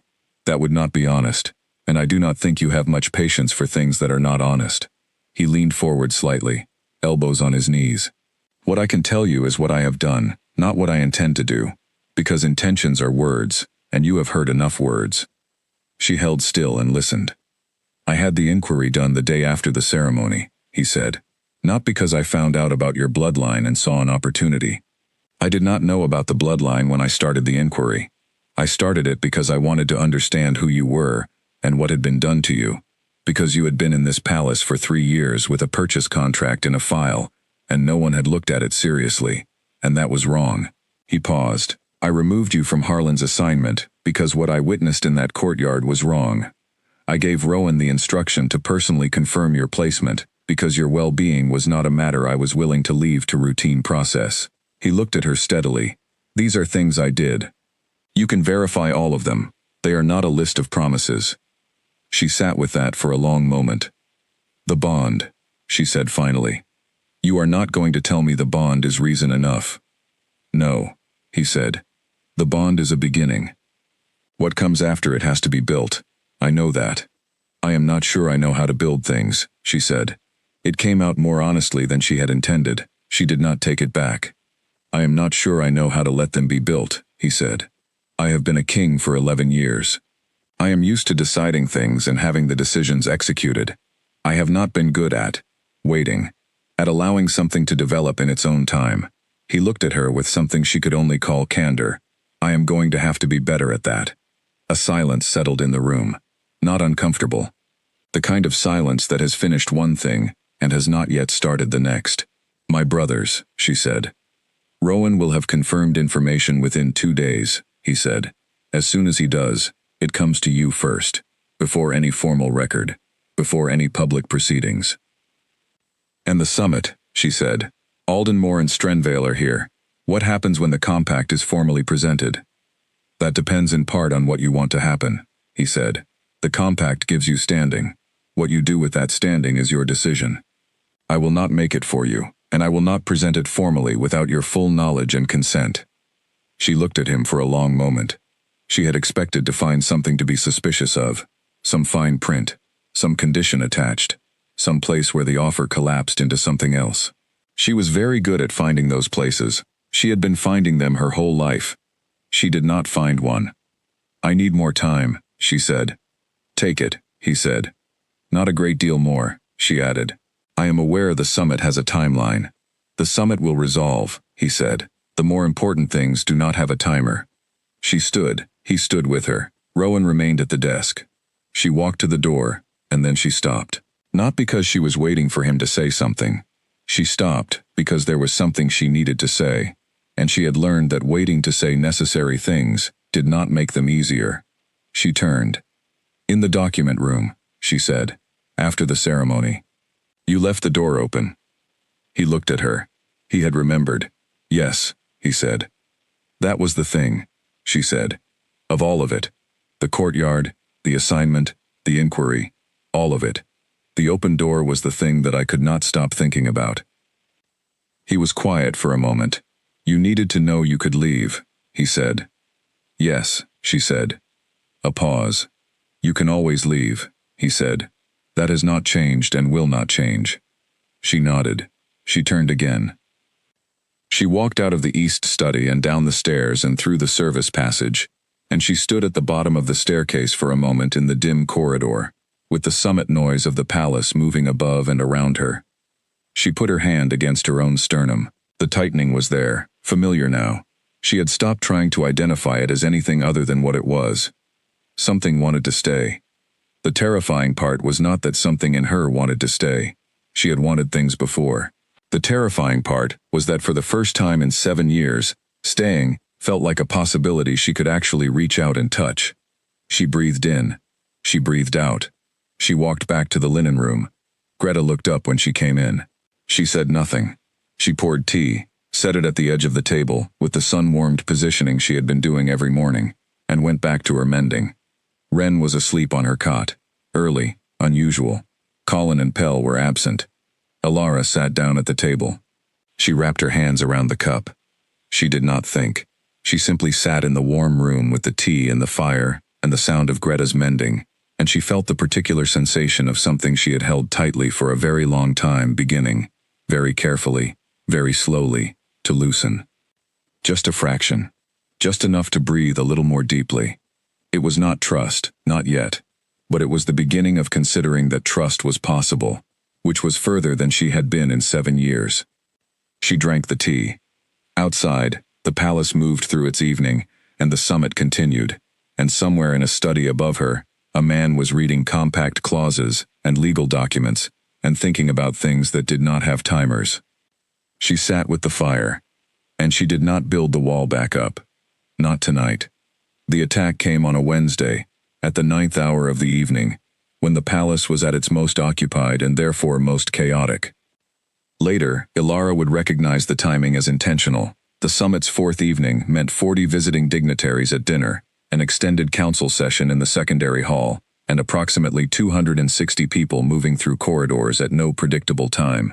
If you wanted to move through the Palace of Veyron without being watched, the 4th evening of a summit was the exact right time to do it. She was in the Upper East Wing, returning the last of the dinner supply equipment to the storage closet at the end of the corridor. Wren had gone ahead. She was alone, carrying a tray of unused service items, when the door to the corridor's small anteroom opened, and a man she did not recognize stepped out. She stopped. He was well dressed. That was the first thing. Dressed in the style of an attendant from one of the visiting houses, the right kind of clothes for this corridor on this night. But he was looking at her in a way that had nothing to do with being an attendant who had taken a wrong turn, and she felt the specific awareness of danger that she had developed very early and never lost. She put the tray down, quietly. He moved toward her, fast. She moved faster. She was not a large person, and she was not trained in formal combat, but she had survived things that required a different kind of knowing, and what she knew was that the hallway behind her was longer and better lit, and that there was a guard post at the far end. She turned and ran, not panicked running, not flight, but the deliberate fast movement of someone who has chosen an exit and is taking it. She heard him behind her, closer than she wanted. She turned the corner at the end of the corridor and ran directly into Rowan. Rowan's hands came up and caught her before she could fall back. He read her face in approximately 1 second and looked past her over her shoulder. What he saw made him pivot immediately. He turned to the guard at the post 3 feet away and said something in the low, quick voice of a man giving an order that was going to be obeyed in the next 3 seconds. The guard moved. Ilara was breathing hard. She made herself stop. She pressed her back against the wall and watched the guard take the corner into the corridor she had just run out of, and she listened. A sound of brief, controlled struggle. Then quiet. Rowan turned back to her. His face was very still. "Are you hurt?" "No," she said. "Are you certain?" Yes. She was. He had not reached her. Who was he? "We will find out," Rowan said. He was already steering her gently but firmly away from the corridor, toward the east study. Not asking, deciding. She let him, because getting farther from the corridor was the right choice, and she knew it. He sat her in the east study and sent a message, and within 6 minutes Kaylin was in the room. He looked at her first, just her. The same 1-second read that Rowan had done, but with something additional in it that she did not have a word for. A specific quality of alertness that was not professional, that was personal, that was the look of someone who had been standing on the far side of a door and heard something they did not want to hear. "Tell me what happened," he said. She told him, clearly, in order, with the same composure she brought to most things. He listened without interrupting. When she finished, he looked at Rowan. "The man in the corridor," he said. "In custody," Rowan said. "We will have identification within the hour." Kaylin looked back at Alara. "You are not going back to the linen room tonight," he said, not as a command, as a simple statement of what was going to happen, offered as information rather than an imposition. "I am moving you to a room in the secure section of the main wing. Rowan will have a guard posted." "All right," she said. He looked at her for a moment, as if checking whether she meant it. "I am not going to argue about it," she clarified. "Someone just came at me in a corridor.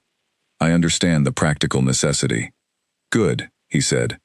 He sat down, not across the desk, but in the chair beside her, and she understood that the official part of the conversation had shifted into something else. The room was quiet. The fire was low. The palace outside the study window continued its summit evening, with no knowledge of what had just happened, in a corridor 4 floors up. "The compact," she said. He looked at her. "This is about the compact," she said. "Someone found out that you know, or found out that Rowan is conducting an inquiry." He was quiet for a moment. "That is my thinking as well," he said. "Aldenmore," she said. "Possibly. Or Strenvale. Or someone acting on their behalf who is not in either house directly." He looked at his hands. "I want to be honest with you. I do not know exactly who, yet. We will know more when we have spoken to the man in custody." "But the purpose was clear," she said. "I was the purpose." "Yes," he said. Not hedging, not softening it. She sat with that. She had been a target before, not for the same reason, but the sensation of it was familiar. The particular awareness that your existence was inconvenient to someone with more power than you. The difference this time was the room she was sitting in, and the person sitting beside her, and the guard outside the door. "I need to tell you something," Kaylin said. He said it in the tone of a man who had been deciding whether to say it and had made the decision. "All right," she said. "Rowan had the brothers' inquiry complete as of this afternoon," he said. "I was going to tell you tomorrow morning, when things were quieter." He paused. Tonight changed that. She held very still. "Tell me," she said. He looked at her directly. "Your elder brother, Davin, did not survive the first year after the dissolution. I am sorry." She breathed in. "Your second brother, Lauren, did survive," Kaylin said. "He was transferred to the Strenvale territories after the dissolution and placed in a position there. He has been there for the past 7 years. He does not use his name. He has been living as a laborer in the Eastern Provision Estates." The room was very quiet. She thought about a boy who had been 12 when everything happened. A serious boy, dark-haired, who had once spent an entire afternoon trying to teach her to climb the oak tree behind their pack's main hall, and had been endlessly patient when she kept slipping. A boy who had called her by a nickname that she had not heard spoken in 7 years. He was alive.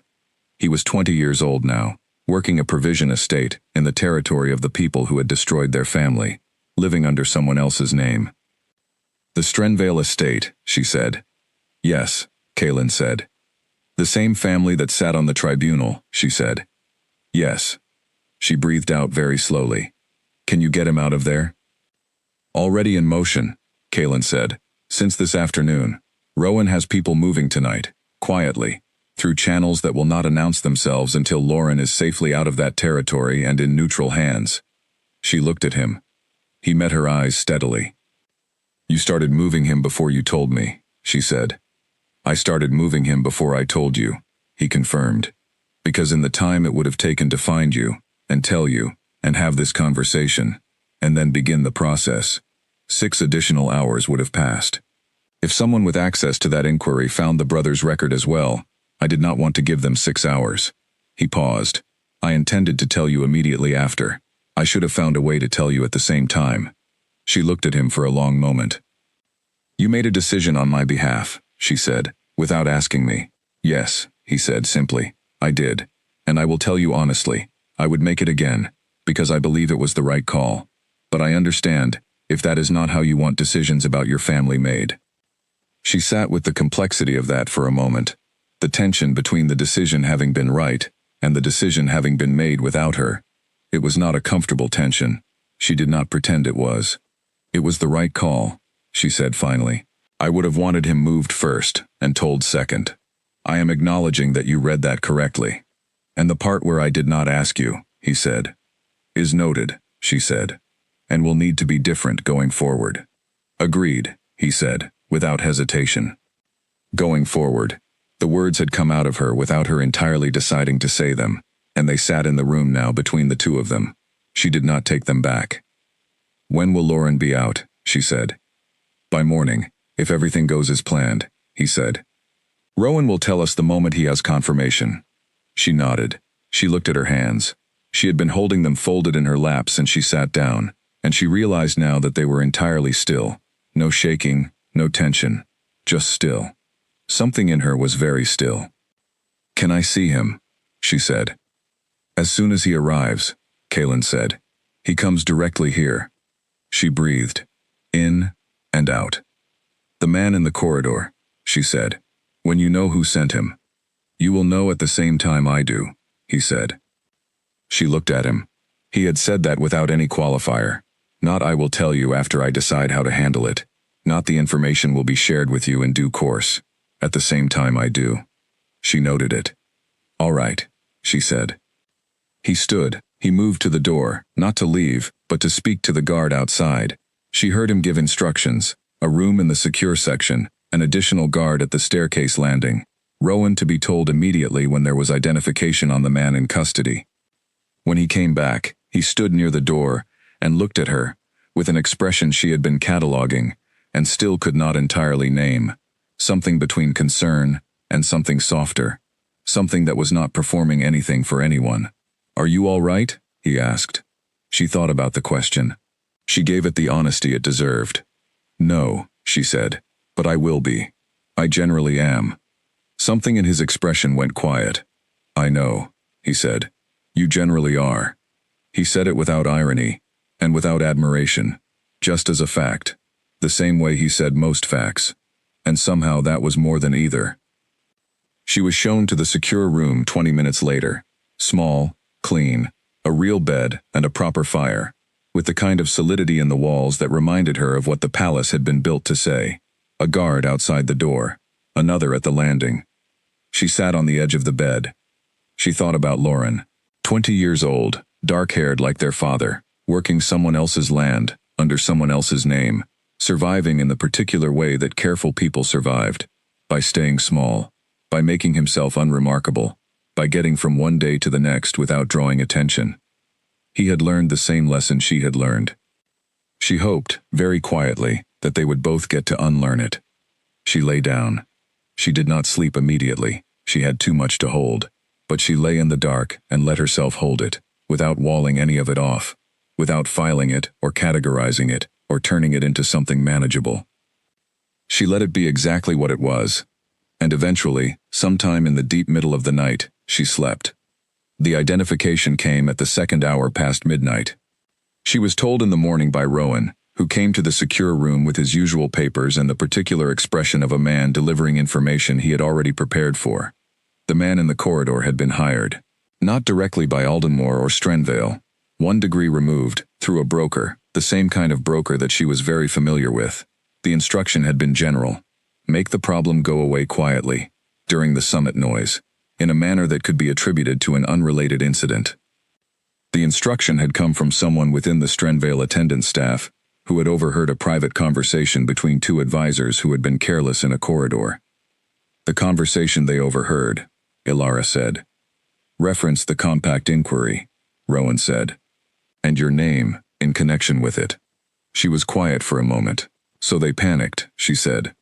Essentially, yes, Rowan said. Panicked people were, in her experience, more dangerous than calculated ones. A calculated threat you could anticipate. A panicked one moved in directions you could not predict. "What happens now?" she asked. "Now," Rowan said, in a tone that was slightly more satisfied than his usual neutrality. "The Alpha King presents the compact formally to the assembled Summit Council. Today, this morning in fact," he glanced at her, "which means that within approximately 4 hours, everyone in that council hall is going to know what the compact says and what it implies." She looked at him. "He is not waiting." "The attack last night changed the timeline," Rowan said.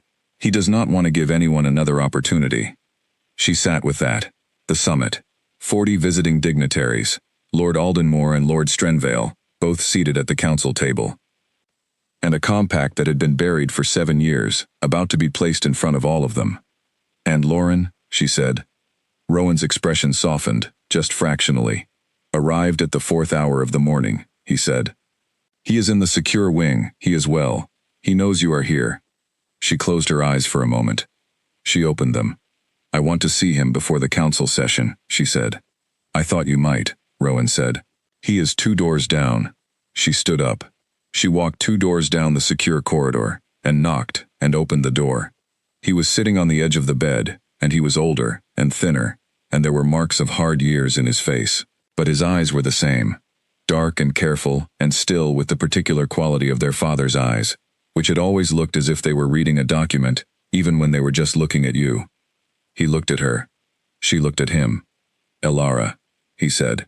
His voice was different, deeper, older. But her nickname was there, in the way he said her name, the same way it had always been. She crossed the room. She sat on the edge of the bed next to him. She did not cry, because she had trained herself a very long time ago not to cry where it could be seen, and some habits were slower to unlearn than others. But she put her hand over his, and they sat there together in the quiet of the secure room. 2 people who had survived 7 years, on opposite sides of a destruction that should have killed them both, and neither of them said anything. Because some things did not need to be said. Some things just needed to be true. The council session opened at the 8th morning bell. Elara was not in it. That had been a deliberate choice, hers, made in the 20 minutes she had sat with Lauren in the quiet of the secure corridor, while Rowan waited outside with his papers, and the summit moved toward its most significant hour. She had said to Rowan, plainly, that she did not want to be in the room when the compact was presented. Not because she was afraid of what would happen, because she wanted the room to respond to the document before it responded to her, and she had learned that introducing a person alongside a revelation compressed everything into one moment, when separating them gave each its proper weight. Rowan had looked at her with his almost impressed expression, and said that was good thinking. She sat in the secure room with Lauren, and they talked, and outside the palace moved through its morning. Lauren was 20. He had been 12 when everything happened. He spoke with a quietness that was recognizable to her, the same quietness she carried, the product of the same years of managing exposure. They had arrived at the same strategies independently, which she found both sad and remarkable. He asked her about Veyron. She told him honestly. The lower wing, the 3 years, the courtyard, the reassignment. He listened the way their father had listened, without interrupting, building the picture from the inside out. She asked him about the Strenvale estate. He was brief, in the way she had learned to be brief. He had been a laborer. He had been careful. He had survived. He looked at her hands when she talked. A habit, she realized, of someone who had learned to read the physical condition of people, rather than their words, because words could be managed, but hands could not always manage themselves. "You are not afraid," he said. "I am," she said. "But differently," he said, "than you were." She thought about that. "Yes," she said, "differently than I was." He looked at the door. "The king," he said. "Rowan told me what has been done. The inquiry, the compact. Lauren was moved last night." "You were moved last night," she said. He looked at her. "I know," he said. "I mean, what he has done. For us. For you." She said nothing. "You do not know what to do with it," he said. Not a question. He knew her. "I am learning what to do with it," she said. He looked at her for a long moment, the same look their father had sometimes had, the one that said he was seeing further into a thing than the thing's surface. Then he said, very simply, "Good." Outside, The palace bells rang. The council session lasted 3 hours. Rowan came to the secure room at the end of it. He sat down, set his papers on the side table, and gave her a summary that was, in the way of all Rowan's summaries, precise, complete, and without unnecessary ornamentation. The compact had been presented formally by Kaelin at the opening of the session. It had been read in full, in the formal language of 6 generations past, by the palace archivist. The assembled council had been given copies, which they had read in silence that Rowan described as very loud. Lord Aldenmore had raised procedural objections. They had been addressed, point by point, by the palace's legal counsel, who had spent the previous 12 hours preparing for exactly those objections. Lord Strenvale had asked whether the compact's female descent clause had been verified. It had been confirmed by 2 independent archivists. There had been a recess of 30 minutes. During the recess, Rowan reported, the behavior in the corridors outside the council hall had been remarkable for the number of people moving very fast in the direction of people they needed to speak to privately. When the session reconvened, Kaelin had stated, on the record, the following, that the compact was legally valid and had been improperly ignored during the Lunara dissolution proceedings, that the territorial transfers made in the aftermath of that dissolution would be subject to formal legal review by an independent panel of senior elders, not drawn from any family with prior interest in those territories, and that the surviving heir of the Lunara bloodline was in residence at the Palace of Veyron. He had not given Alara's name in the session. That had also been deliberate. She had asked for it. Her name, in formal presentation, delivered when she was present to hear it, not in a room she was not in. He had agreed.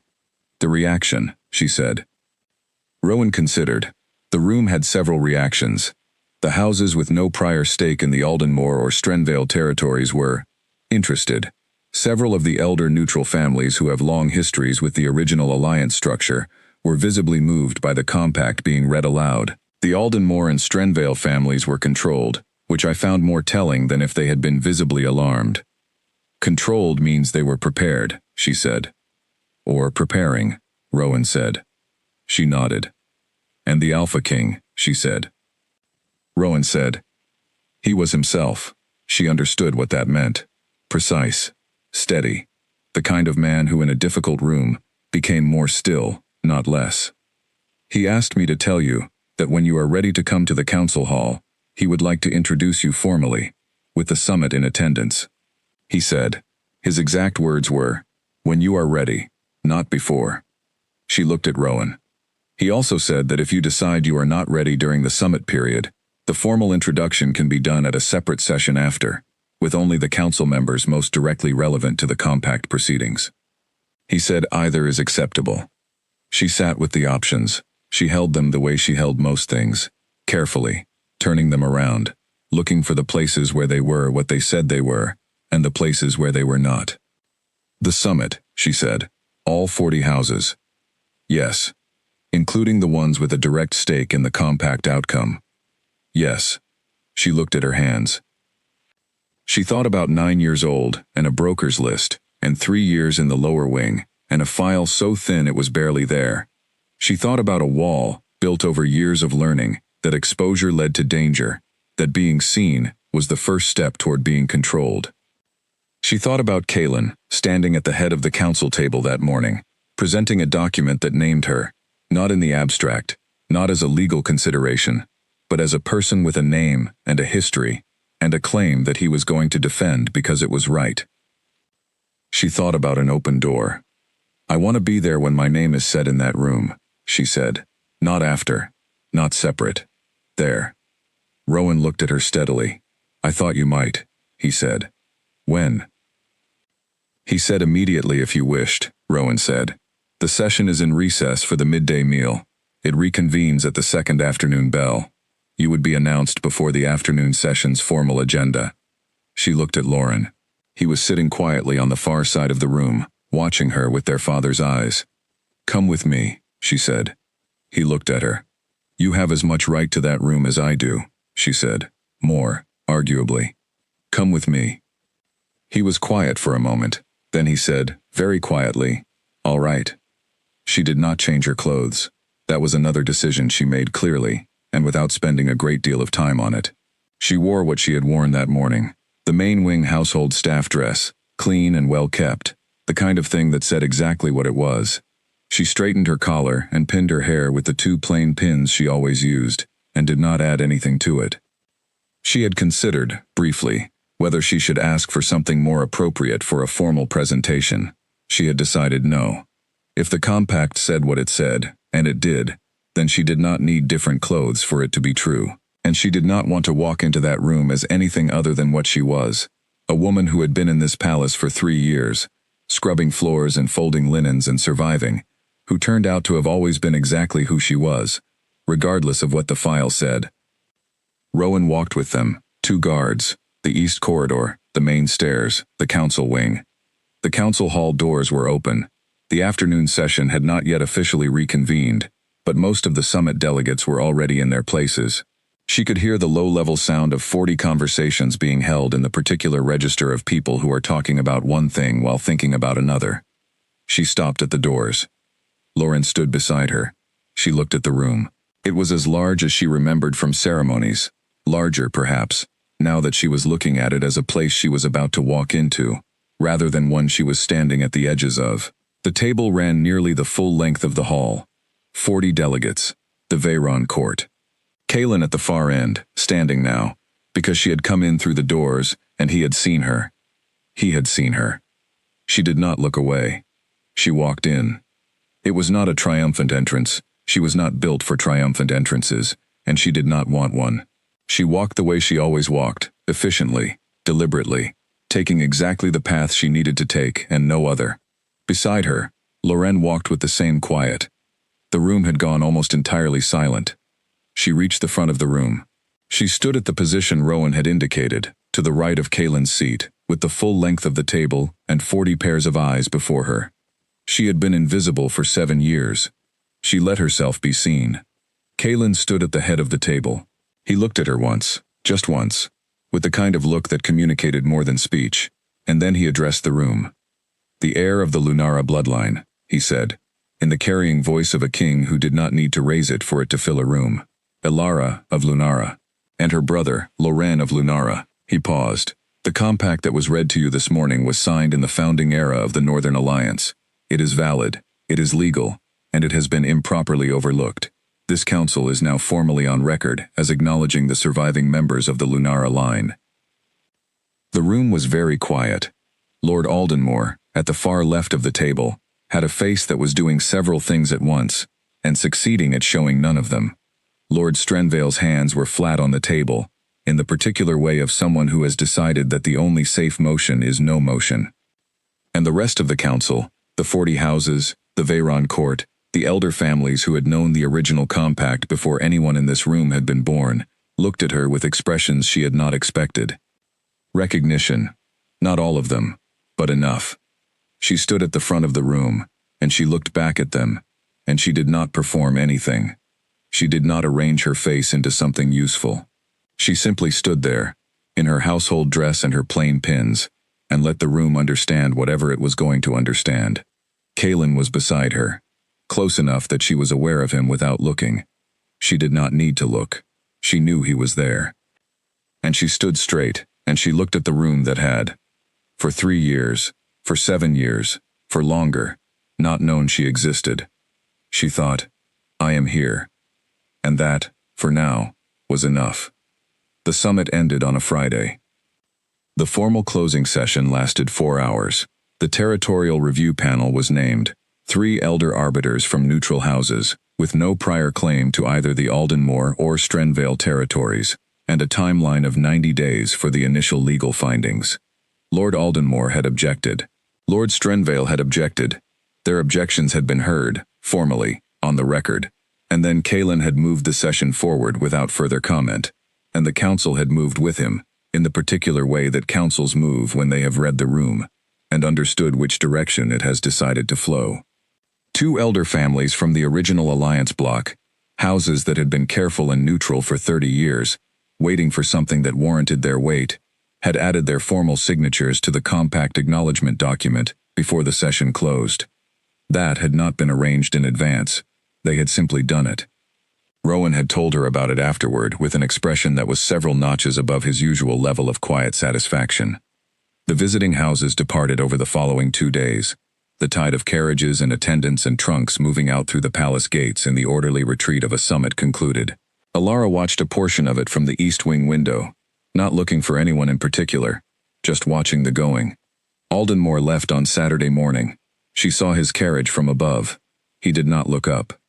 Strenvale left Saturday evening. One of his attendants was still in custody, pending the investigation into Wednesday night's corridor incident. The investigation had been quiet and thorough, and had produced a paper trail that Rowan described as more useful than expected.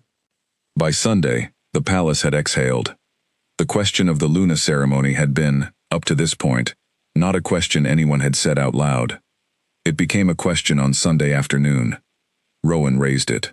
He raised it the way he raised all things, directly, without softening, with all the relevant papers already organized before he began speaking. The compact's female descent clause, he said, in the East study, with both Kaelin and Alara present, identifies the Luna position as a right of bloodline. It does not specify a timeline. It does not require immediate action. He looked at Alara, but the acknowledgement of your bloodline that occurred in the council session on Thursday has been documented and circulated. Within the Northern Alliance structure, this creates an expectation, not a demand, but an expectation, that the matter will be formally resolved. Meaning the ceremony, Alara said. Meaning the ceremony, Rowan agreed. She had known it was coming. She had been thinking about it since Thursday, when she had stood at the front of the council hall in her household dress and let the room understand what she was. She had been thinking about it the way she thought about most things, carefully, from several angles, looking for the place where it was what it said it was. She had found the place. I have a condition, she said. Both men looked at her. The ceremony, if it happens, is done on my terms.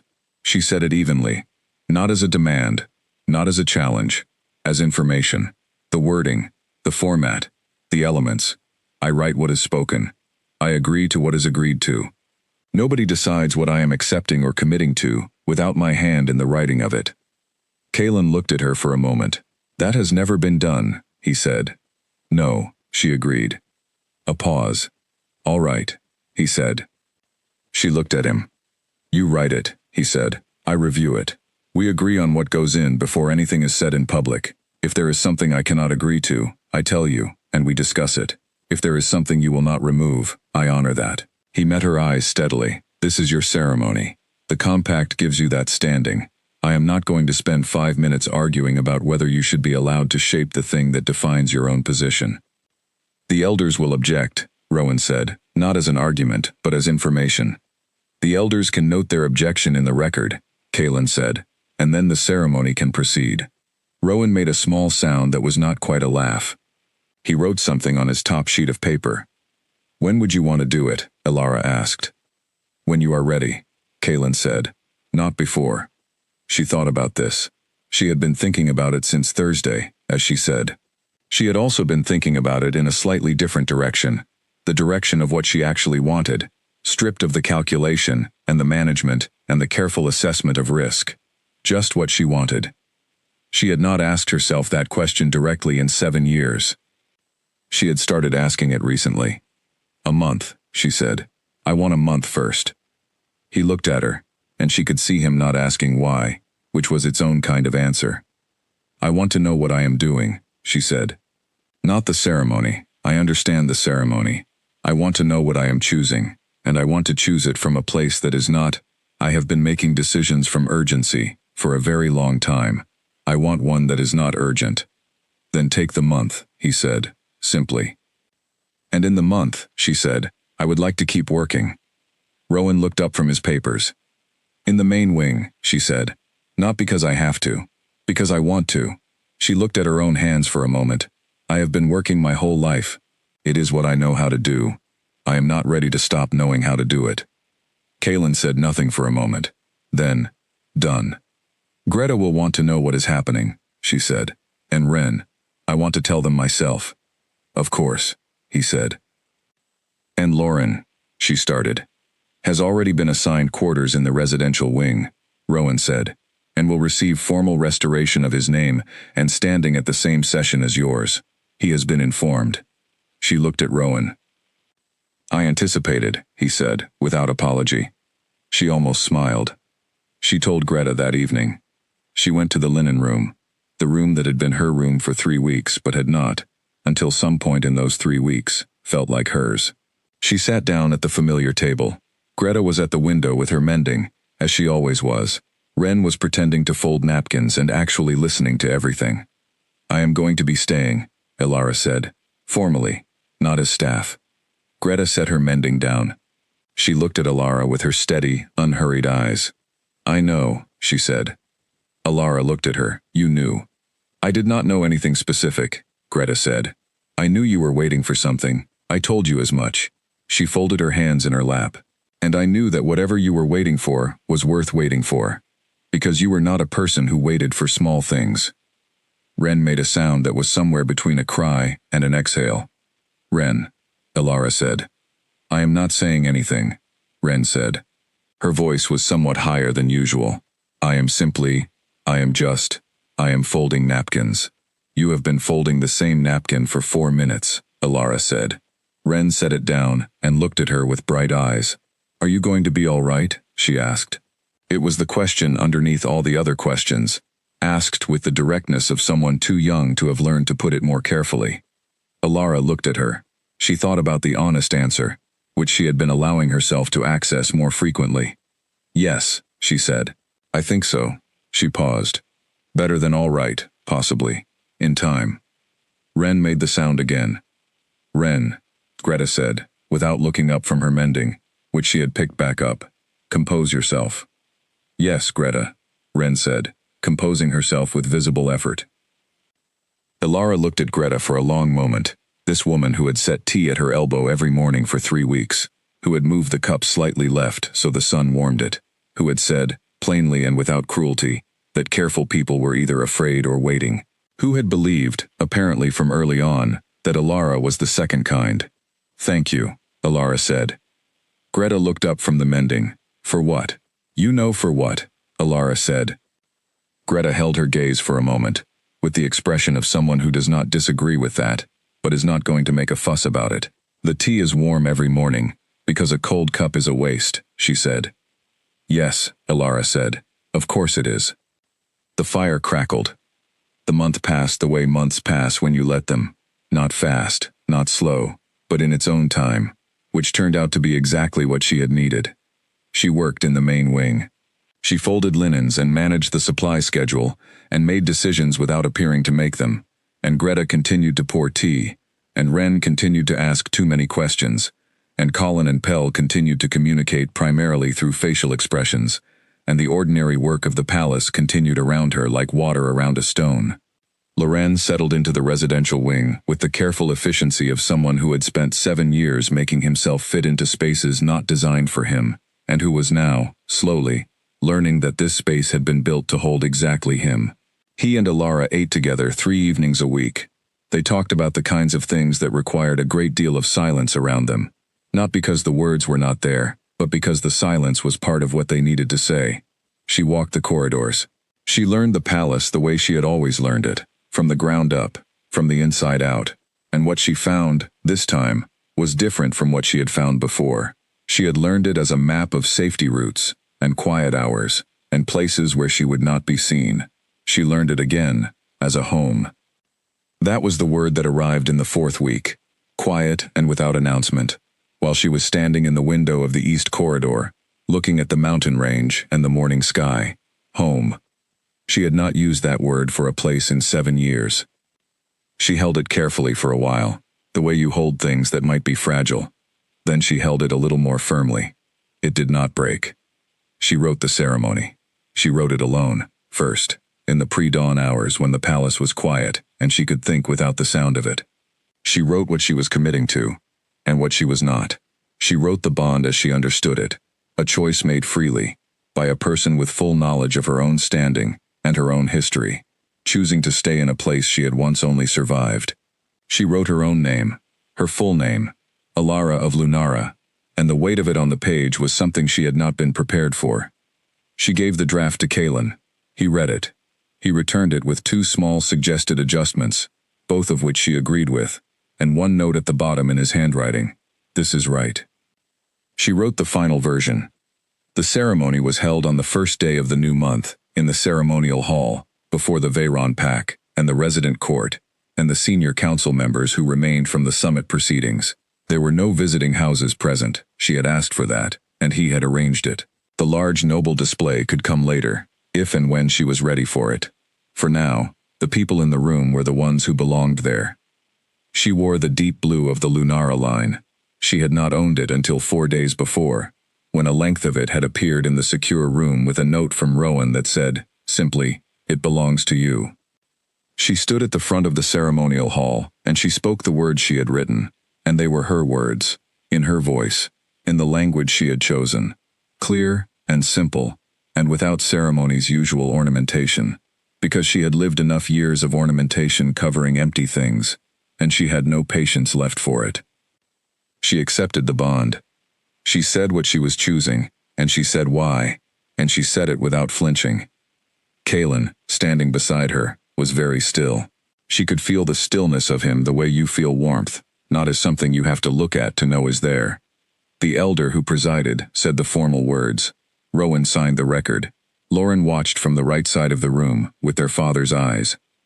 And when it was done, the hall was quiet for a moment, the particular quiet that comes after something has been said that needed saying. And then it was not quiet anymore, and people were moving, and the ceremony moved into its afterward. She stood at the front of the room. Kaelin looked at her. She had been seen by him, truly seen, since the night in the lower hall when she had been scrubbing floors past midnight, and he had told her simply to go to bed. She had been looked at as a person, rather than a position, or a problem, or a piece of furniture from the very first exchange. She had learned, in the month that had passed, to let herself look back. She did. He said, quietly, just for her, "How does it feel?" She thought about it. She thought about the honest answer. "Large," she said.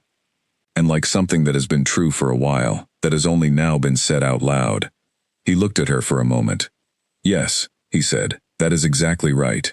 In the years that followed, the Palace of Veyron did not tell a story about a servant girl who became Luna. That was not the story. The story was older than that, and more specific, and anyone who wanted to tell it correctly had to begin not with the ceremony, or the compact, or the summit, or the courtyard, but with a woman who had survived every instrument of her own erasure, and arrived, eventually, at a place that turned out to have been waiting for her, not because fate had designed it, not because the moon had arranged it with careful intention, but because the person she was had always been what she was, regardless of what any record said, and that person had simply refused, despite everything, to stop being present. Greta told the story correctly. She told it once, to Ren, on a quiet evening in the linen room, after Ren had asked for perhaps the 6th time how it had all really happened. Greta set down her mending, and looked at Ren, and said, she was already who she was. The rest of it was just the world catching up. Ren had seemed to feel this was not an entirely complete explanation. Greta had picked her mending back up and said nothing further. That was, in Greta's considered opinion, sufficient. In the mornings, in the warm kitchen that Alara had insisted remain open to all palace staff at the first meal of the day, a small change, instituted quietly in the 3rd month, that had required approximately 4 minutes of administrative resistance before going forward. There was tea. Not fine tea. The same plain morning tea that Greta had been making for 30 years. It was always warm. And Alara, who had learned a long time ago that warmth was not something to take for granted, drank it every morning with both hands around the cup, and looked at the window where the light came in, and was, in the particular way of someone who has survived every possible version of not being this, exactly where she was. Here. Exactly here. It was enough. It was more than enough. It was everything.